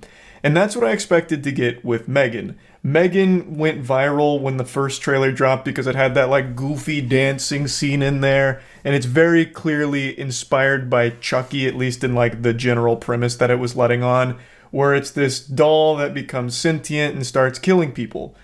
And it looked very goofy, so I went into this film expecting it to be dog shit. And it got me excited. It's a horror movie that had a wacky trailer that's being released in January, which is a month that's known as Fuck You, It's January for films, because that's where historically all of the worst movies are dropped. This had everything going for it to be a truly terrible film. So I went in there, high expectations, expecting it to be fun bad, but now after finishing it, I'm almost disappointed that it's not shittier. It's actually just not even bad. But it's also not at all what anyone's expecting. I thought this was going to be what everyone else thought. A movie about a doll, an AI doll, that starts killing people because it wants to protect the child that it's paired with. That's what the trailers seem to indicate that you're going to get, but it's not what you actually get. This is actually more of an emotional movie about a child coping with the loss of her parents and also what it means to have a connection. It like tackles kind of deep themes, like being connected to technology that's driven by algorithms to make you feel better, but not actually be, something with a soul, versus connecting with another person. And it really didn't do that concept poorly, which I would have thought it would. It's a January Blumhouse horror film, and yet somehow against all the odds, like the little engine that could, it chugga choo-choos right up that hill of what should have been garbage and makes it on the other side to something that's pretty decent. It's by no means perfect, but it's really not bad either. Even when it attempts to inject comedy into the film, it does it moderately well. I would have thought most of the jokes would fall flat, and a good chunk of them do, but it makes enough attempts where some of them do actually work just because of the absurdity of it. Now again, if you've seen the trailers, you know just how ridiculous it gets. Like with Megan, the AI killer doll, running on all fours while chasing someone. Like, those moments are great, and that's when the movie's at its best, I think. Like, this is not a movie that's all about Megan killing people. That really only happens at the end, unfortunately. But somehow I wasn't bored even getting to that point, because it was just competently made with a decent story. But I really did prefer watching Megan kill people in creative ways. That's what I expected, and I did get it at the end, and when it's there, it was fun. That stupid dance that she does where she hits like the floss before grabbing like a goddamn machete off of the table, which isn't a machete, it's one of the paper cutting blades, but regardless, like that's great. That's fun. That's stupid, enjoyable fun, and it feels very self-aware in this movie. I just wish there was more of it. This isn't a horror film, by the way. If you're going into this expecting it to be a horror film, you are going to be remarkably shocked. It doesn't even try to be. Even at the end of the film, it's not building tension or anything. It just kind of happens all at once. It's just like, all right, Megan's ready to kill. Activate death protocol. And then she starts killing. But until then, it doesn't build tension or anything like that. So I wouldn't go into this expecting it to be anything like that's trying to be scary, because it seems more like it's invested in like the general message that it wants to convey to the audience as opposed to like a scary experience. I really do get the impression that this was originally an R-rated film, because there are moments where Megan's killing and it's about to be gruesome, but then it pulls the punch right at the end, and I have to imagine that initially it didn't. but then they made the decision to make it PG-13 so they could open it up to a younger audience. And that's a little disappointing. I would have liked to see what this originally looked like in that regard, but I also understand that decision because it's clearly a message that's geared towards people that are always like connecting with technology as opposed to people, and that's mainly kids that grow up like terminally online on Twitter and shit. But it also then does dive into like what parenting means and the role a parent plays in a child's life. So it's not like it's specifically geared towards like a young audience. It's just one that I think a younger audience would connect deeper with on the theme, like the main theme. But anyway, I don't have major complaints other than some nitpicks that'll be spoilers and some shit that didn't land at all in the film, but it's all kind of in the spoiler territory and it's really not that big of a deal. Overall, I'm just surprised that this wasn't bad. Plugging Megan into the moist meter, I'm going to give it like a 75%. I don't have complaints really, like anything that's super big, which I can't believe I'm saying. This is a movie I truly thought was 100% bulletproof, going to be a fun stinker, but it just didn't stink. So yeah, actually an enjoyable film. That's about it. Godslap is a comic book series we've been working on for a couple years now. It's a hyper-violent, over-the-top sci-fi story about the beauty and destruction that slaps can cause. Issue 2 is out right now. It'd make a wonderful Christmas gift, so make sure to check it out at godslapbook.com. Right now we also have 3 variant covers that are in stock, but the second those sell out, those variant covers will never be restocked, so definitely make sure to pick up a copy today. The Moist Meter is a proud partner of our comic book series Godslap and Plague Seeker. Both are available at badegg.co, link in the description. It's been a while since I dropped a nice sodden moist meter on all of you, and mainly it's because I just haven't been seeing too many movies, and a lot of the games I've been playing recently, it's taken me a while to finish them, so it's just been a little too late to make a moist meter on most of them. So, this is one of the few times over the last month or so that I've been on time to a film, and it's for Saw. Saw is a franchise that was a juggernaut for quite a while, but then over the last decade or so, it's really petered out on quality and just kind of fallen out of grace. It's bled out more than a lot of the victims in the Saw traps. It's just been a real steep decline in quality for most of the modern Saw movies, and a lot of previous fans of the franchise go into these films and have the same reaction they do when they go into a dirty porta potty. Well, what did I expect coming in here? This is about par for the course. But I'm happy to say with the newest Saw movie, Saw X, Saw 10, it's actually pretty decent. Like, it's not a masterpiece by any means, and I think the reviews on it are being extraordinarily generous with giving it such high marks. But in terms of modern Saw movies, this one actually has got some strong legs here. So let's get into it. The first thing I think this movie does really well is put the focus on John Kramer. He is the protagonist, whereas in pretty much every Saw movie, the protagonist is one of the victims playing the games. This movie is entirely around John Kramer, and they spend a good chunk of time building a narrative around him, which actually gives you insight into his moral code, as well as a very interesting plot about a very diabolical scam. I don't remember what all the trailers show, so I'm going to avoid spoilers when it comes to the narrative itself. But all the characters presented here that are playing the game are very hateable, but to different degrees, and in ways that haven't really been explored in previous Saw movies that I remember. Which is good, because there's been a few times in the Saw franchise where you have to wonder, why the fuck is this person even playing the game to begin with? Oftentimes, the people that are subject to Jigsaw's games are absolute menaces that have done heinous things and crimes.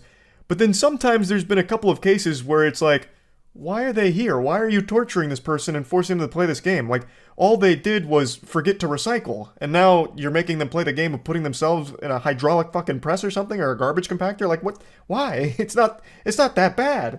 Like, in one of the... We're going a little back on spoilers, but in one of the Saw movies, he has someone play the game for an honest mistake, which is something he himself recognizes, where at some point he's like, it was an honest mistake. It's like, well, what the fuck? You knew it was a mistake, and you still put him in the game to get tortured for however brief a time. It's like, what? Come on. At least in this film, everyone that's there, for the most part, deserves to be there. for their involvement in this absolutely unforgivable scam. Now anyway, moving on from the plot. How were the traps that Saw is known for and the games they have to play? They were fine. I don't think they were anything special. I think they were a little bit better than the Jigsaw movie from 2017. Those I thought were actually just fucking boring to watch, like overall.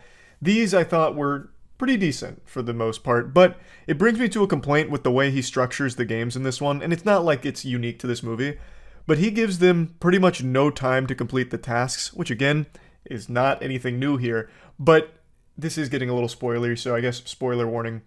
Of the people who play the games, all of them do exactly what they're supposed to, exactly how they're supposed to, in a very reasonable amount of time, but it's still not good enough.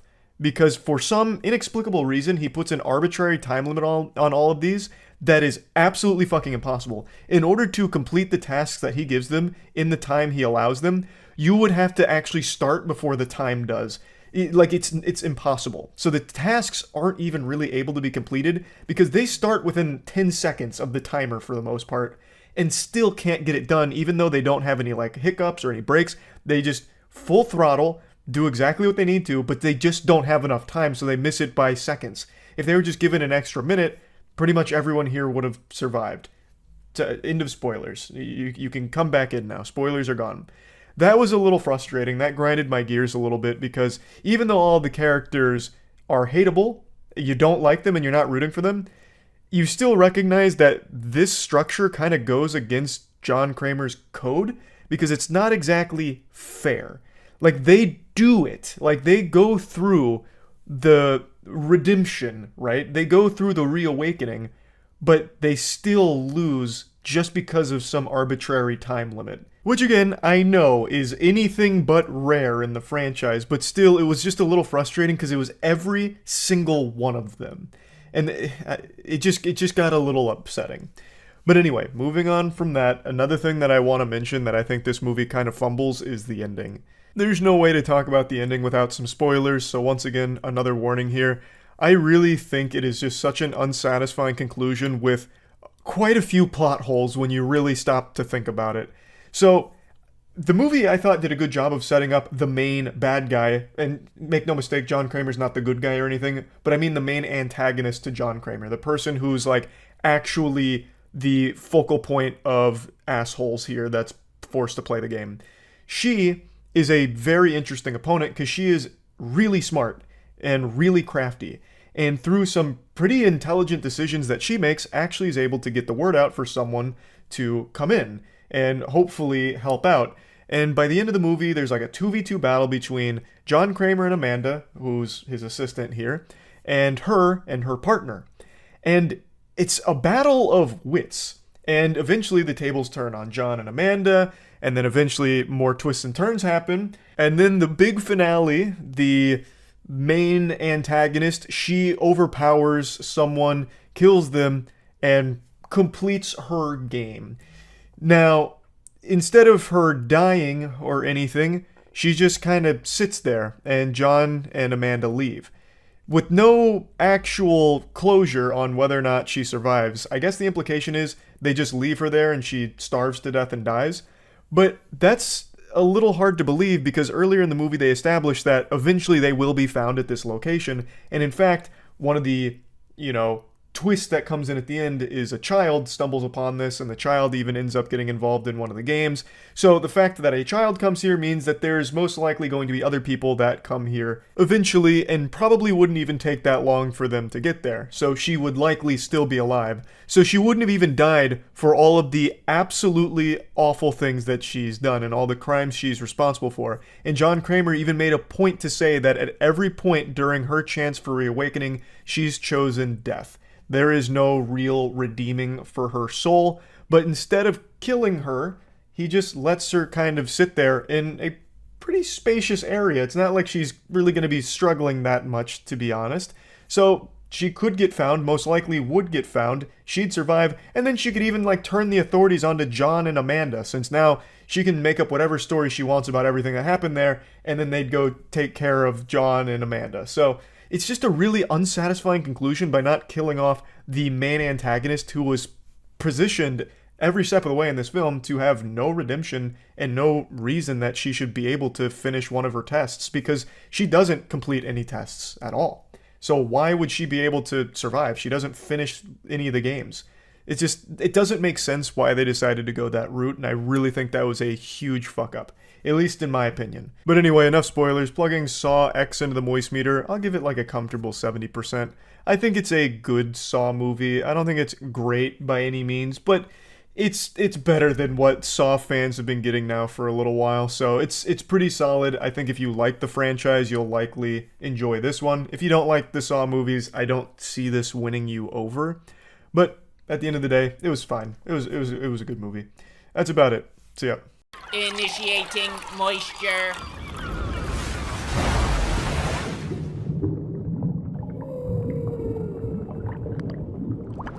Welcome to the Moist Meter. Today we're taking a look at Willy's Wonderland, a movie heavily inspired by the Five Nights at Freddy's video games, which is a franchise that still sends many children to bed with wet nightmares and haunts the boners of many. Five Nights at Freddy's was a phenomenon, and I believe it still is. Matt Pat of Game Theory has like 600 videos of Five Nights at Freddy lore and hypotheses on the universe. So I mean, it's a big deal as far as video games go. And this movie draws a lot of inspiration from it. It features Nicolas Cage locked in a Chuck E. Cheese that's been cursed by a satanic ritual and haunted by animatronics that constantly feed on people. And Nicolas Cage has to clean the place before morning and survive the night. And I have to say, this is Nicolas Cage at his worst, because Nicolas Cage doesn't say a word in this movie. He doesn't have a single line. He only even makes one audible noise, which is when he grunts after taking a drink. And I thought he sharted his pants, which is why he made like this weird groan. But that's the only time you even hear Nicolas Cage's vocal cords even fluctuate a bit. He's got some golden pipes, and I wish they had used them.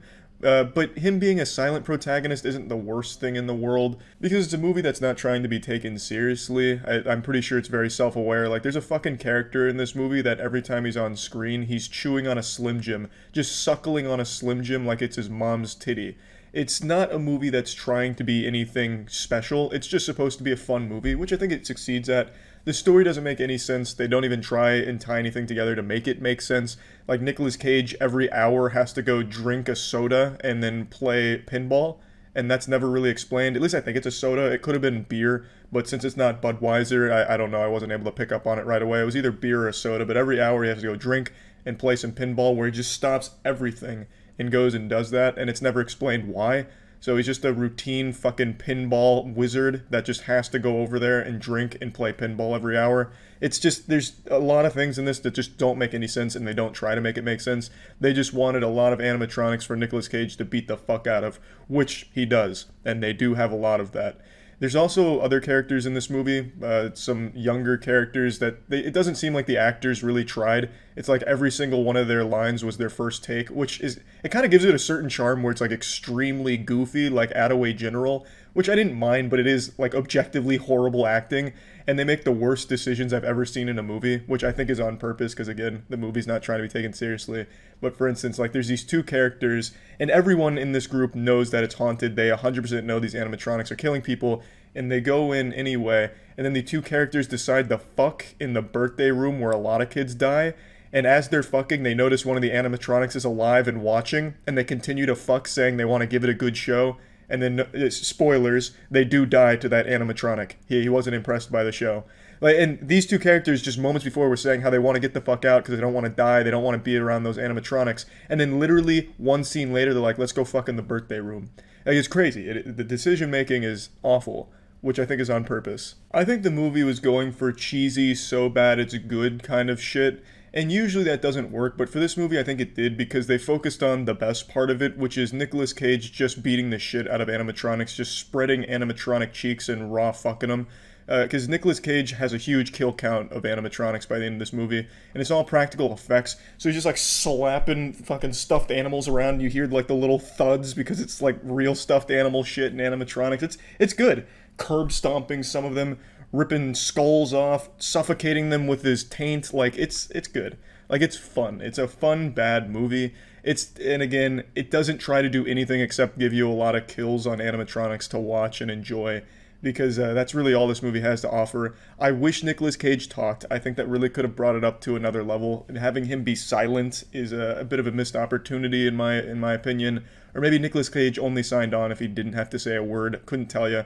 But I do think him being a silent protagonist for the entire film was a misfire. And it would have been nice if they at least tried to have some story elements and tie everything together, because I definitely think they had ways of doing that. They just decided not to, which, again, is fine. It's not the biggest deal in the world. So I'm just going to plug this into the moist meter. I'm giving Willy's Wonderland a 60%. I enjoyed it. It's by no means a great movie or anything, but it is a fun one just to watch Nicolas Cage go a little wild beating up some demonic animatronics at a Chuck E. Cheese.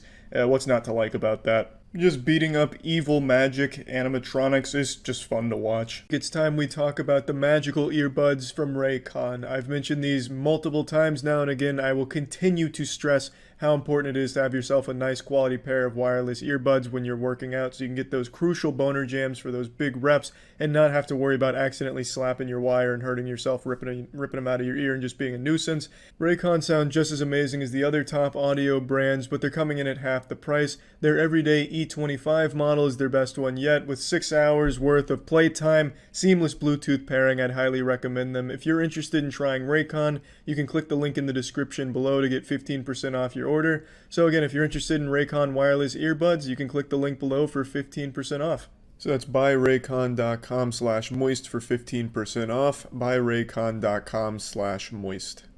That's it. See ya. Initiating moisture.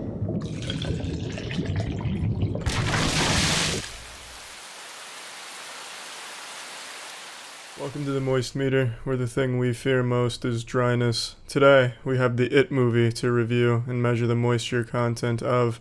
So, I'm going to get this out of the way right now. I'm not a big fan of Stephen King. I think he's overrated. I think Genghis Swan is the superior writer and visionary. That being said, the new It movie, it was the shit. It was really good. It really took me by surprise. I was expecting it to be decent, but this was actually good. So I'm going to start by undressing this lady and playing with her nipples. The things I liked here, I'm going to get them all out of the way, all in a nice list. The story. The story was fucking fantastic. It actually made the horror movie trope that's just been beat to death and overused like a fleshlight at a frat party make sense, where the bad thing is just scaring people for the sake of scaring people with no real reason. Well, in this movie, the scaring of the main characters makes sense because they have to be afraid in order for them to be vulnerable for the bad thing to kill them. Now, when I say killed, I mean fucking annihilated, and it shows every single detail in there. And the main characters are kids, so you don't expect them to get all bloodied up and gory like they just got hit by a fucking Mortal Kombat fatality.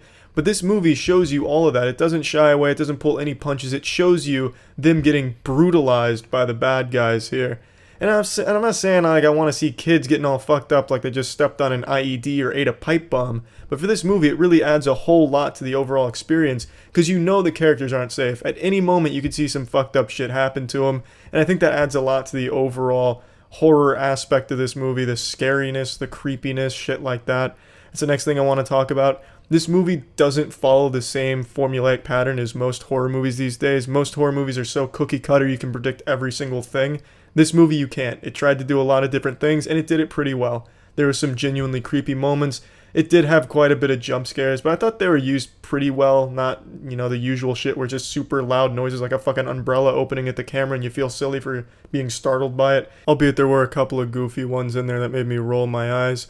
But I liked mostly what they did for creepy and scariness things.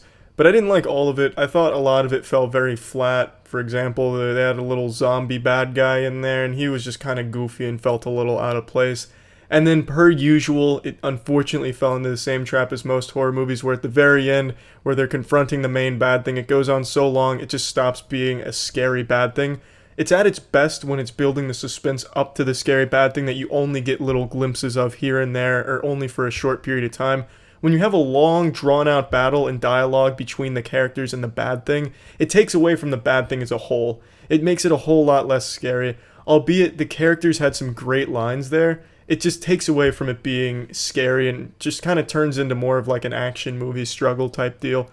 But, I mean, everything else leading up to that was just great. They did everything else great, and, I don't know how else they would have ended it other than that. That's more of just a personal pet peeve of mine, where you have this frightening being that you've hyped up all movie. Oh, I'll eat your nose, I'll blow your bros, just something super scary, and then at the end, you have this showdown where it's just a conversation between the two of them, like a fucking student talking to a teacher after class about extra credit. Really just kind of takes away from it being that super scary thing. The writing was fantastic, characters were fucking great. All of them, really. All of them were super well written. You start to like every single character for the most part. There's some weaker characters here and there, but the main cast is super great. Pennywise the Clown fucking nailed it. Bill Skarsgård or Asgard or fucking Thor Valhalla, whatever his last name is. Bill, you did a great job with Pennywise. If you're watching this, Bill, you fucking killed it in that role. And you're welcome to come on the official podcast. Soundtrack was pretty good. It's nothing super memorable, but I don't really always care too much about soundtrack. If it stands out to me, that's a huge plus, but if I don't really care too much about it, if it's just kind of in the background of everything, who cares? I don't go there for the soundtrack. It's not like I'm listening there looking for boner jams or anything. If it fits the movie, I'm happy. It didn't stand out to me as bad, so that's good. Let's go ahead and flush this down the moist meeting toilet. It's an 80%. I go into horror movies with the lowest possible expectations, usually thinking I'm just going to laugh during the movies, but this movie really stood out to me. It was an actual good horror movie. It's not perfect. Characters still do stupid shit like in every other horror movie, but in terms of horror movies where all of them are just pretty much assballs of movies, just absolute urethral swabs to watch, this one was enjoyable from start to finish. And that has to say something. It was good. It was actually creepy, unlike a lot of horror movies. It didn't rely on the crutch of jump scares. It would show you some scary things. And it's just everything it tried to do, it did pretty damn well. And I definitely think it's worth seeing. So that's it. See ya. Initiating moisture protocol.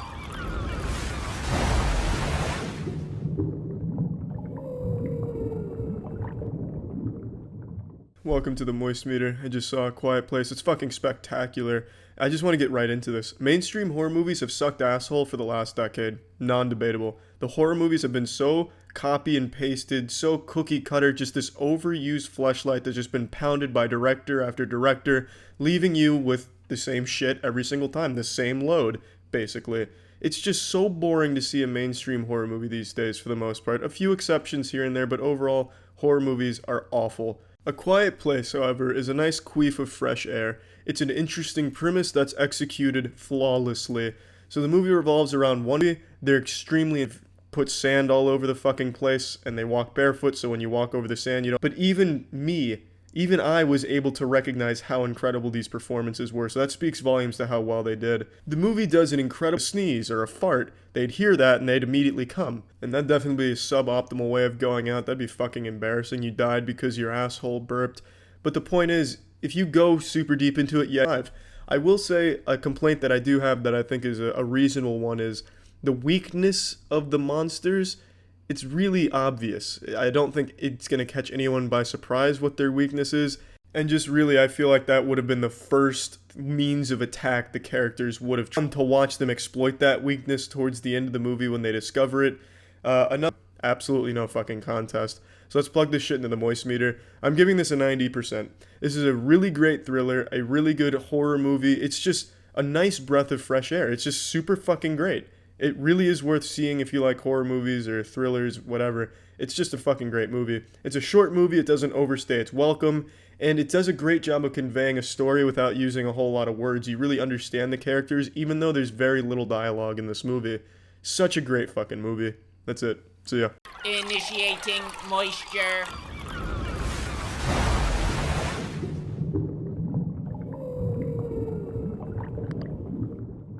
What the fuck is up? Welcome to the Moist Meter. Today we're looking at Bird Box, the hottest shit of 2018. 45 billion people all at once watched Bird Box, the biggest movie ever made in human history. I've heard a lot of mixed things about this. Some people love it, some people hate it. Some people say Bird Box, more like Turd Box, it fucking sucked. Others think it's the best movie ever made, so I went in here with really mixed expectations. I walk away from it pleased. I don't think it's like an incredible movie or anything, but it is a good movie. One of the main complaints that I saw from people is that they never reveal anything about the monsters. They never show them, and that for a lot of people leaves them blue-balled.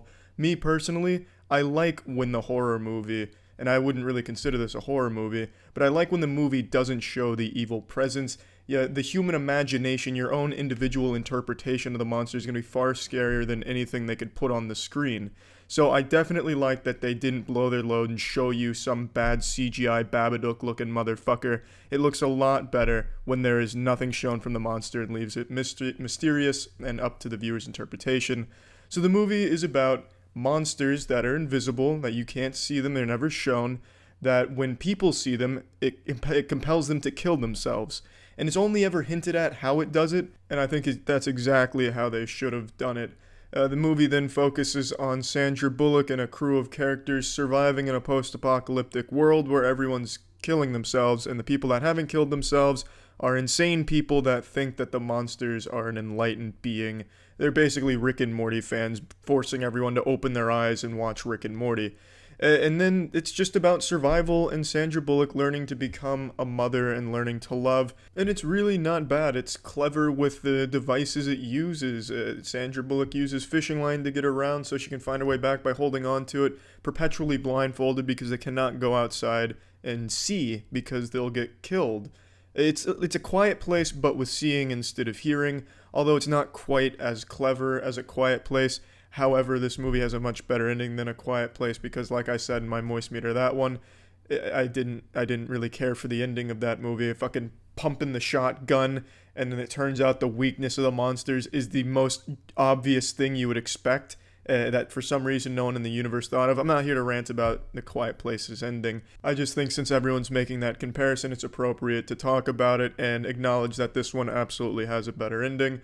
The whole movie, though, throughout is pretty good. It drags a lot in the middle. There's a lot of just dead space, in my opinion, that really just didn't need to be there. There's a lot of loose ends that were never tied up, and if you break it down, there's a lot of plot holes. For example, the guy, it has like a 5-year gap where you're watching something in the present, you go to the past, and in between is 5 years of nothing that's explained, and somehow the dude is still absolutely fucking massive, looking like a goddamn linebacker, despite them constantly struggling to find food and survive. A lot of other plot holes as well, but nothing I think is too bad. If I can take that back, there's some birds in a box, as the title of the movie would indicate, and they play a pretty crucial role in the film, but these birds are fucking indestructible. They're made out of adamantium. These birds get everything shy of getting hit with a sledgehammer directly. They get fucking drowned. They get falled on thousands of times throughout the Sandra Bullock and her children's journey. They get stepped on, they get lost, covered in dirt, suffocated, and yet they're still alive at the end of the movie to go play with their bird friends. It's unreal. These are the strongest birds in existence. There really is a lot of plot holes, but that one's definitely the biggest one that most people be like, are you fucking kidding me? Now, most people are bringing up fan theories and shit. I'm not exactly going to toss my condom into the ring of fan theories about this movie because I don't like to dive into spoilers, but I'm just going to say, and this is a bit of a spoiler, I really don't subscribe to the idea that the monsters are a metaphor for social media. To explain, most people are saying that this movie is all about the dangers and evil of social media, how the monsters serve as the anonymity of people online, and then when you see the hostile social media in the movie, which is the demon, it makes you so sad you kill yourself. So it's speaking to how social media is making people kill themselves by making them very sad and being mean to them. I think that is the worst explanation for the metaphors in this movie, and if that is confirmed by the director, I will openly say this is the stupidest fucking movie I've ever seen in my whole life. That would make no sense in the movie, and I think that is really grasping at straws for clicks online, and I don't know why so many people think that that's applicable to this movie and an actual explanation for shit. There's for some reason this big movement that every movie is secretly about social media being evil. I don't really get it. A lot of the themes in this movie are about people being disconnected from people. Well, not exactly. The main character being disconnected from other people. And then they use that to stretch it to social media, making you disconnected from other people. It's such a goddamn reach, and I really don't like that theory. So if you believe that theory, I think it's a shit theory. But you're welcome to think that it works for the movie if you'd like. Overall, though, not a bad movie. A lot of dull pacing, and like I said, a lot of plot holes and shit. But overall, it's enjoyable. It's not really scary at any points. I mean, at certain points, it gets a little tense, I'd say. But it's not an amazing thriller or anything like that. Let's plug this shit into the moist meter. I'm gonna give Bird Box a 70%. I always enjoy when a movie does try to be different and it's smart with its gimmick. The gimmick here being you can't go outside and see. And I think they did it pretty well for the most part when they did venture outside, how they combat the universe they're in. Overall, I thought it was clever, but dragged and didn't always be clever. There was a lot of dumb shit that happened as well. Probably worth seeing though. Doesn't live up to all the hype, but not a bad movie. That's it. So yeah. Initiating moisture.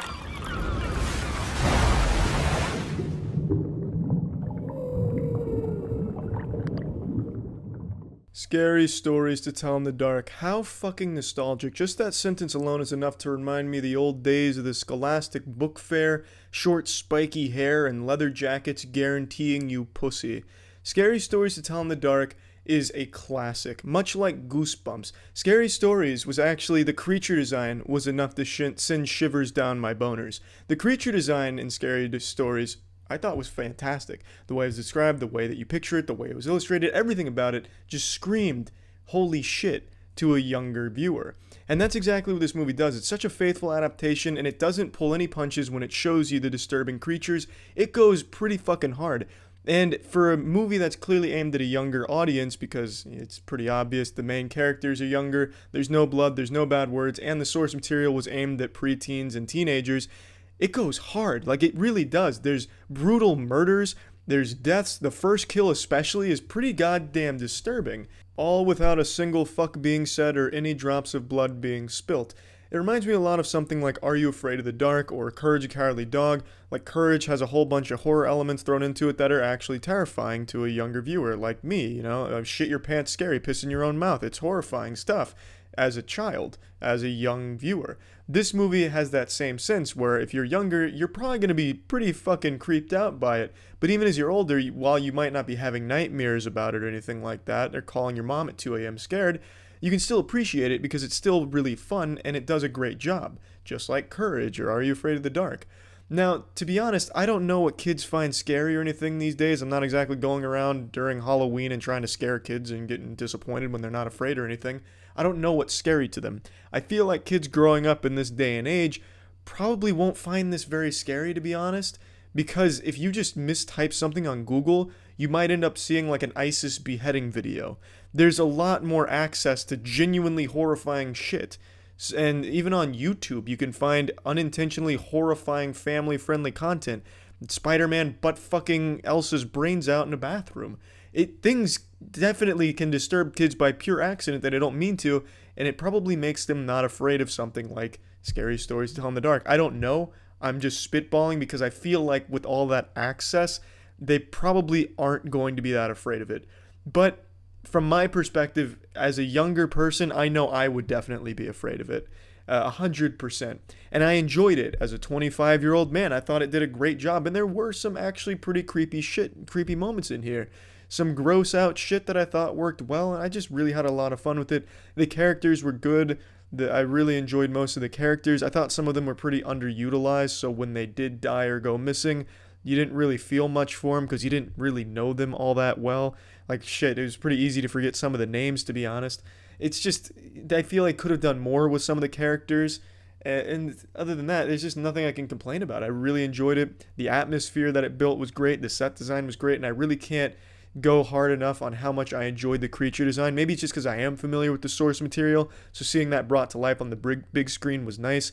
But I don't know, I just really like that. And I know there's a lot of CG moments in here that don't land, like especially in the bathroom scene in particular. A lot of the CG just kind of looks a little Jimmy Neutron-y, a little goofy. But I mean, I wasn't expecting it to be incredible or anything like that. I wasn't even expecting it to be good, but I walked away really liking this movie. So plugging Scary Stories to Tell in the Dark into the moist meter, I'm giving this bad boy a crisp 70. I liked it a lot. And I hope it does well, because I'd love to see more of the classics adapted like that. I thought it was a really good attempt, a good job, really well executed, and I had a lot of fun. Jackson, I wanted to change the score. I think 70's a little low because I really didn't have anything bad to say about it, but I don't know if 80's right either, but I really liked it, so I'm going 80. So just go ahead and take the 70 out and place this in there. Plugging this shit into the moist meter, I'm giving Scary Stories to Tell in the Dark and 80%. I think there's a lot to like about it. That's it. So yeah. Initiating moisture.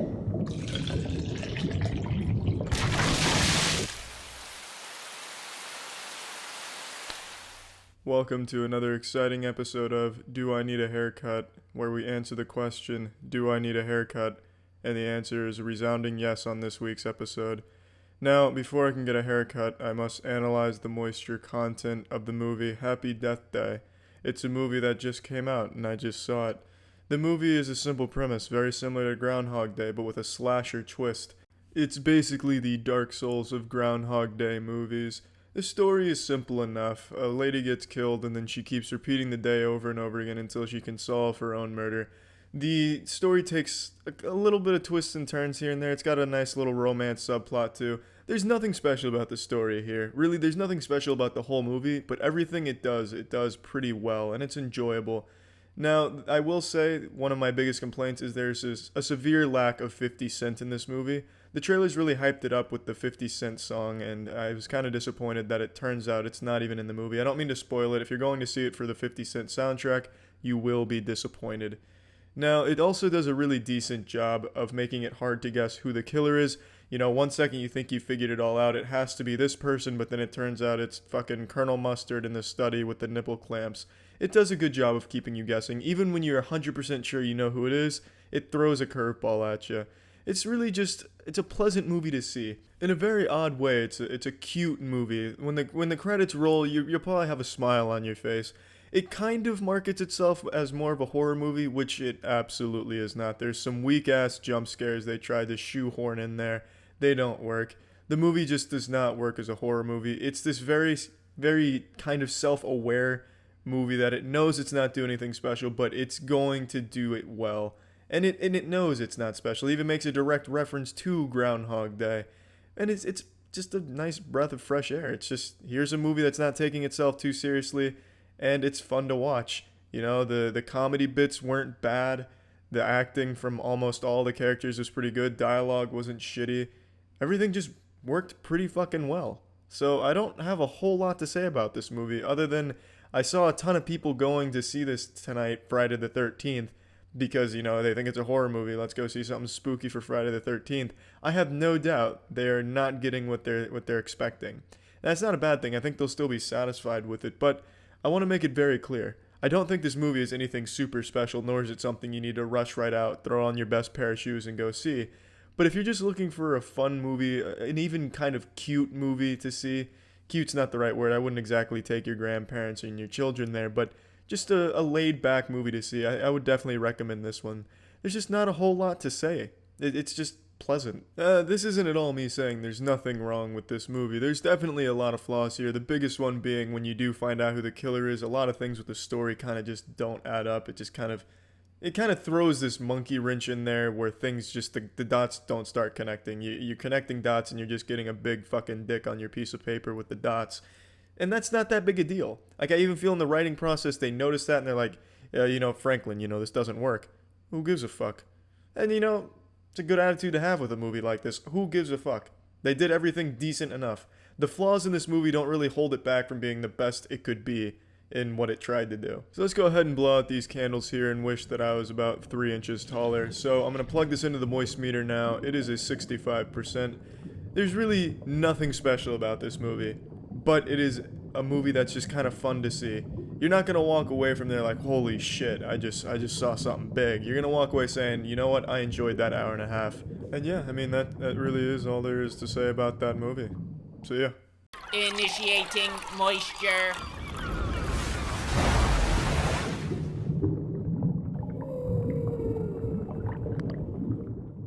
Welcome to the Moist Meter. Today we're looking at Searching. I went into this movie with no expectations. It's not that the trailers made me think it was going to be a bad movie or anything. It's just incredibly generic. It had Sundance on it, which basically every movie made now has Sundance on it. It doesn't mean anything. It's not like a stamp of quality or anything. Every movie and its grandmother's tits have Sundance plastered on it, so that didn't impress me or anything.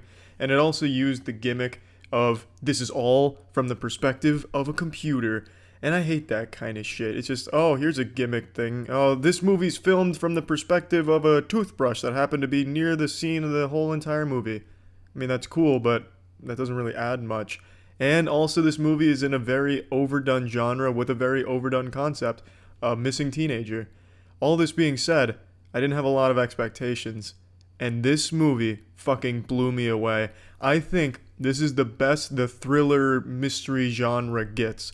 This is the smartest movie I've ever watched. It is so well written, and they are able to convey so much emotion in such a powerful story through just using words on the computer screen and searches on the computer screen, scrolling through photos and occasional FaceTimes. Jackson, I forgot to mention this, but this is probably an important point to put somewhere in the beginning. In the beginning, the gimmick of the computer seems pretty cringy, and it seems like the director's out of touch with how internet culture works and how it all kind of functions, but as the movie progresses, they're really able to capture exactly how 2018 internet would react to a story like the one in this movie. If what happened in this movie happened in the real world, the reaction would be very similar to the reaction you're going to see in this movie.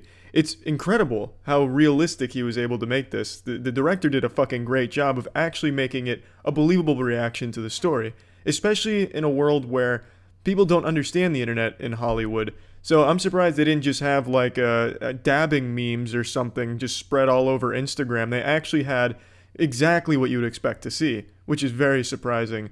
Every part of this movie makes it feel like a real story that we're watching unfold.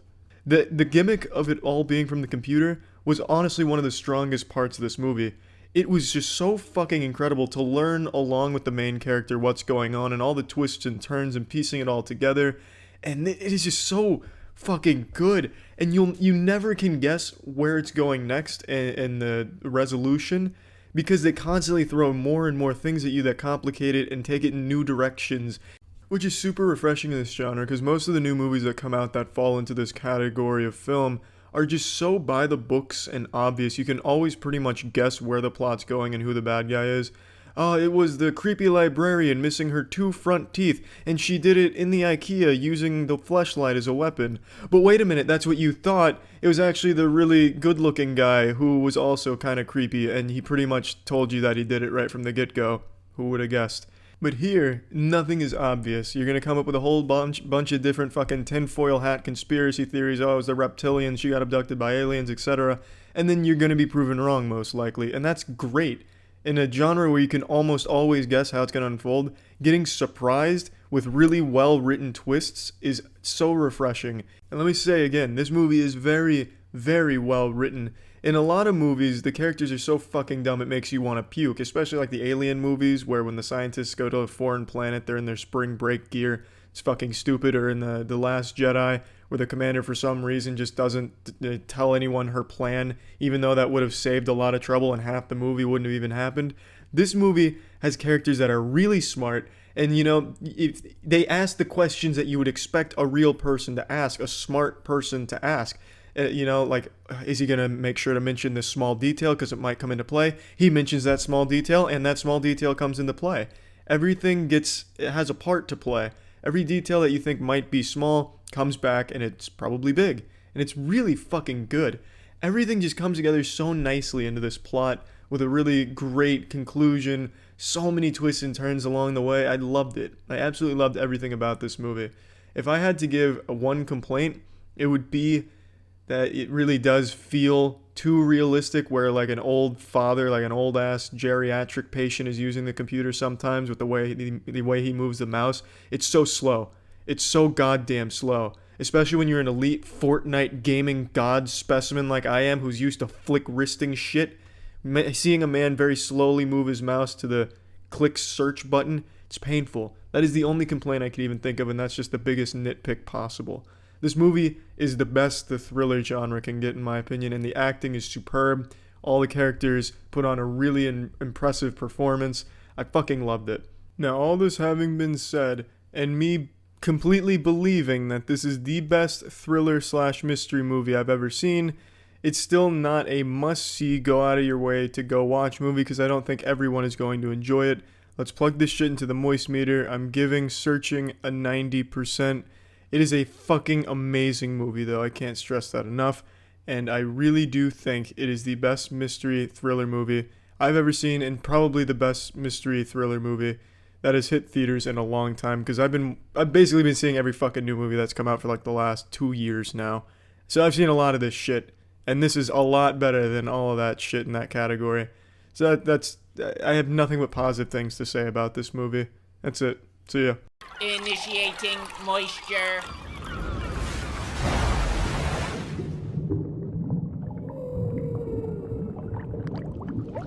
There's no genre that elicits more audible sighs and eye rolls harder than zombie.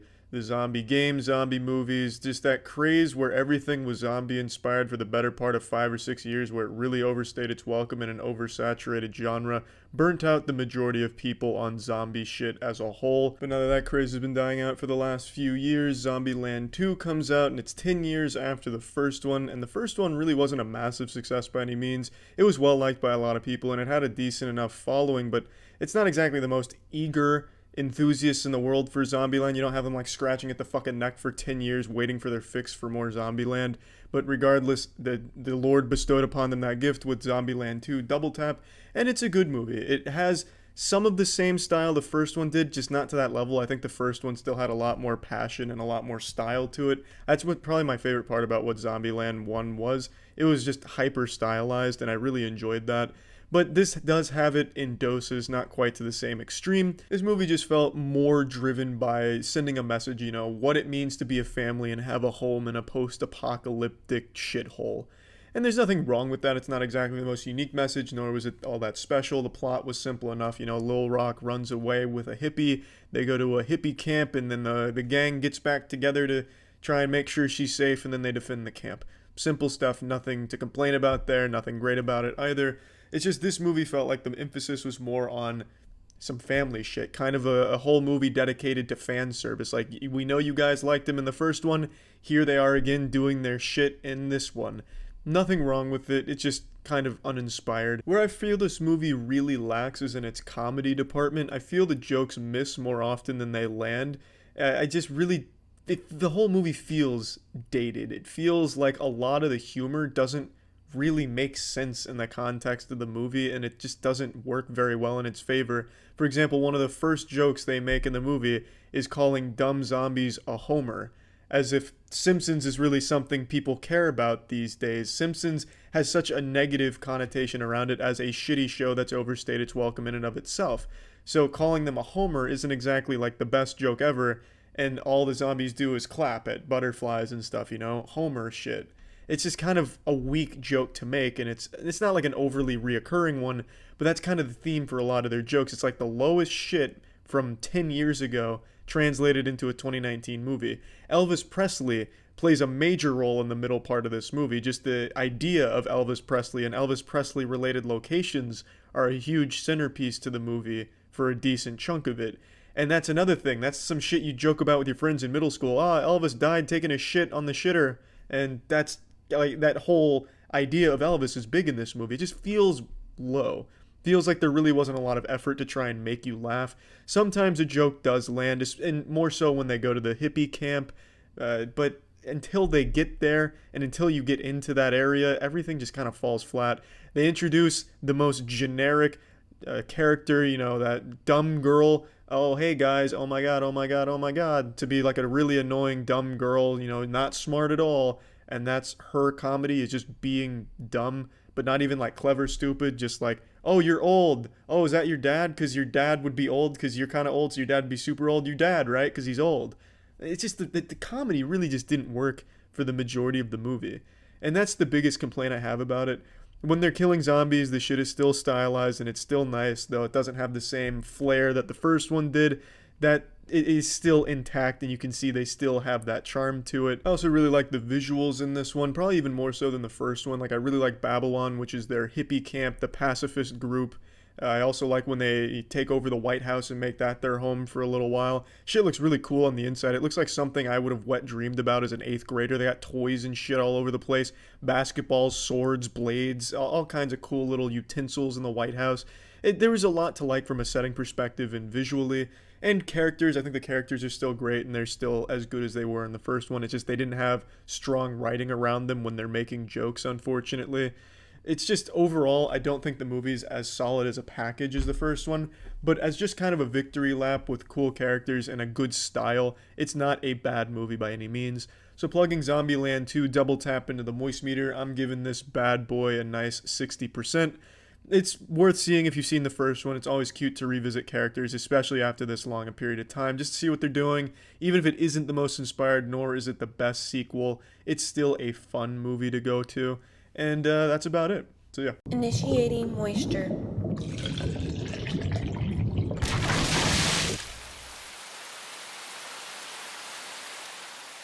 I hope you're clenching your ass cheeks together as hard as you can so you don't let the demons go up your asshole. Because today on the Moist Meter, we've got a horror movie for you called Annabelle Creation. Well, I mean, we don't have it for you. We didn't make the fucking movie, but we saw the movie. Any sense to me. I just don't understand why no one can make a horror movie where the characters aren't, scared and shit. So I have no complaints about the acting. The sound design, your standard horror movie shit. It's basically just... So let's go ahead and pop this into the Moist Meter. I'm clocking this at a 60%. The movie is good, and for horror movie fans, definitely worth seeing, but you're going to know what to expect every step of the way. It just doesn't try and do too many things different. The only thing it really plays with is different scare setups and different scare scenes. But I mean, you still have the dumb characters. Annabelle Creation does what you'd expect and does it pretty well. That's it. See ya. Initiating moisture.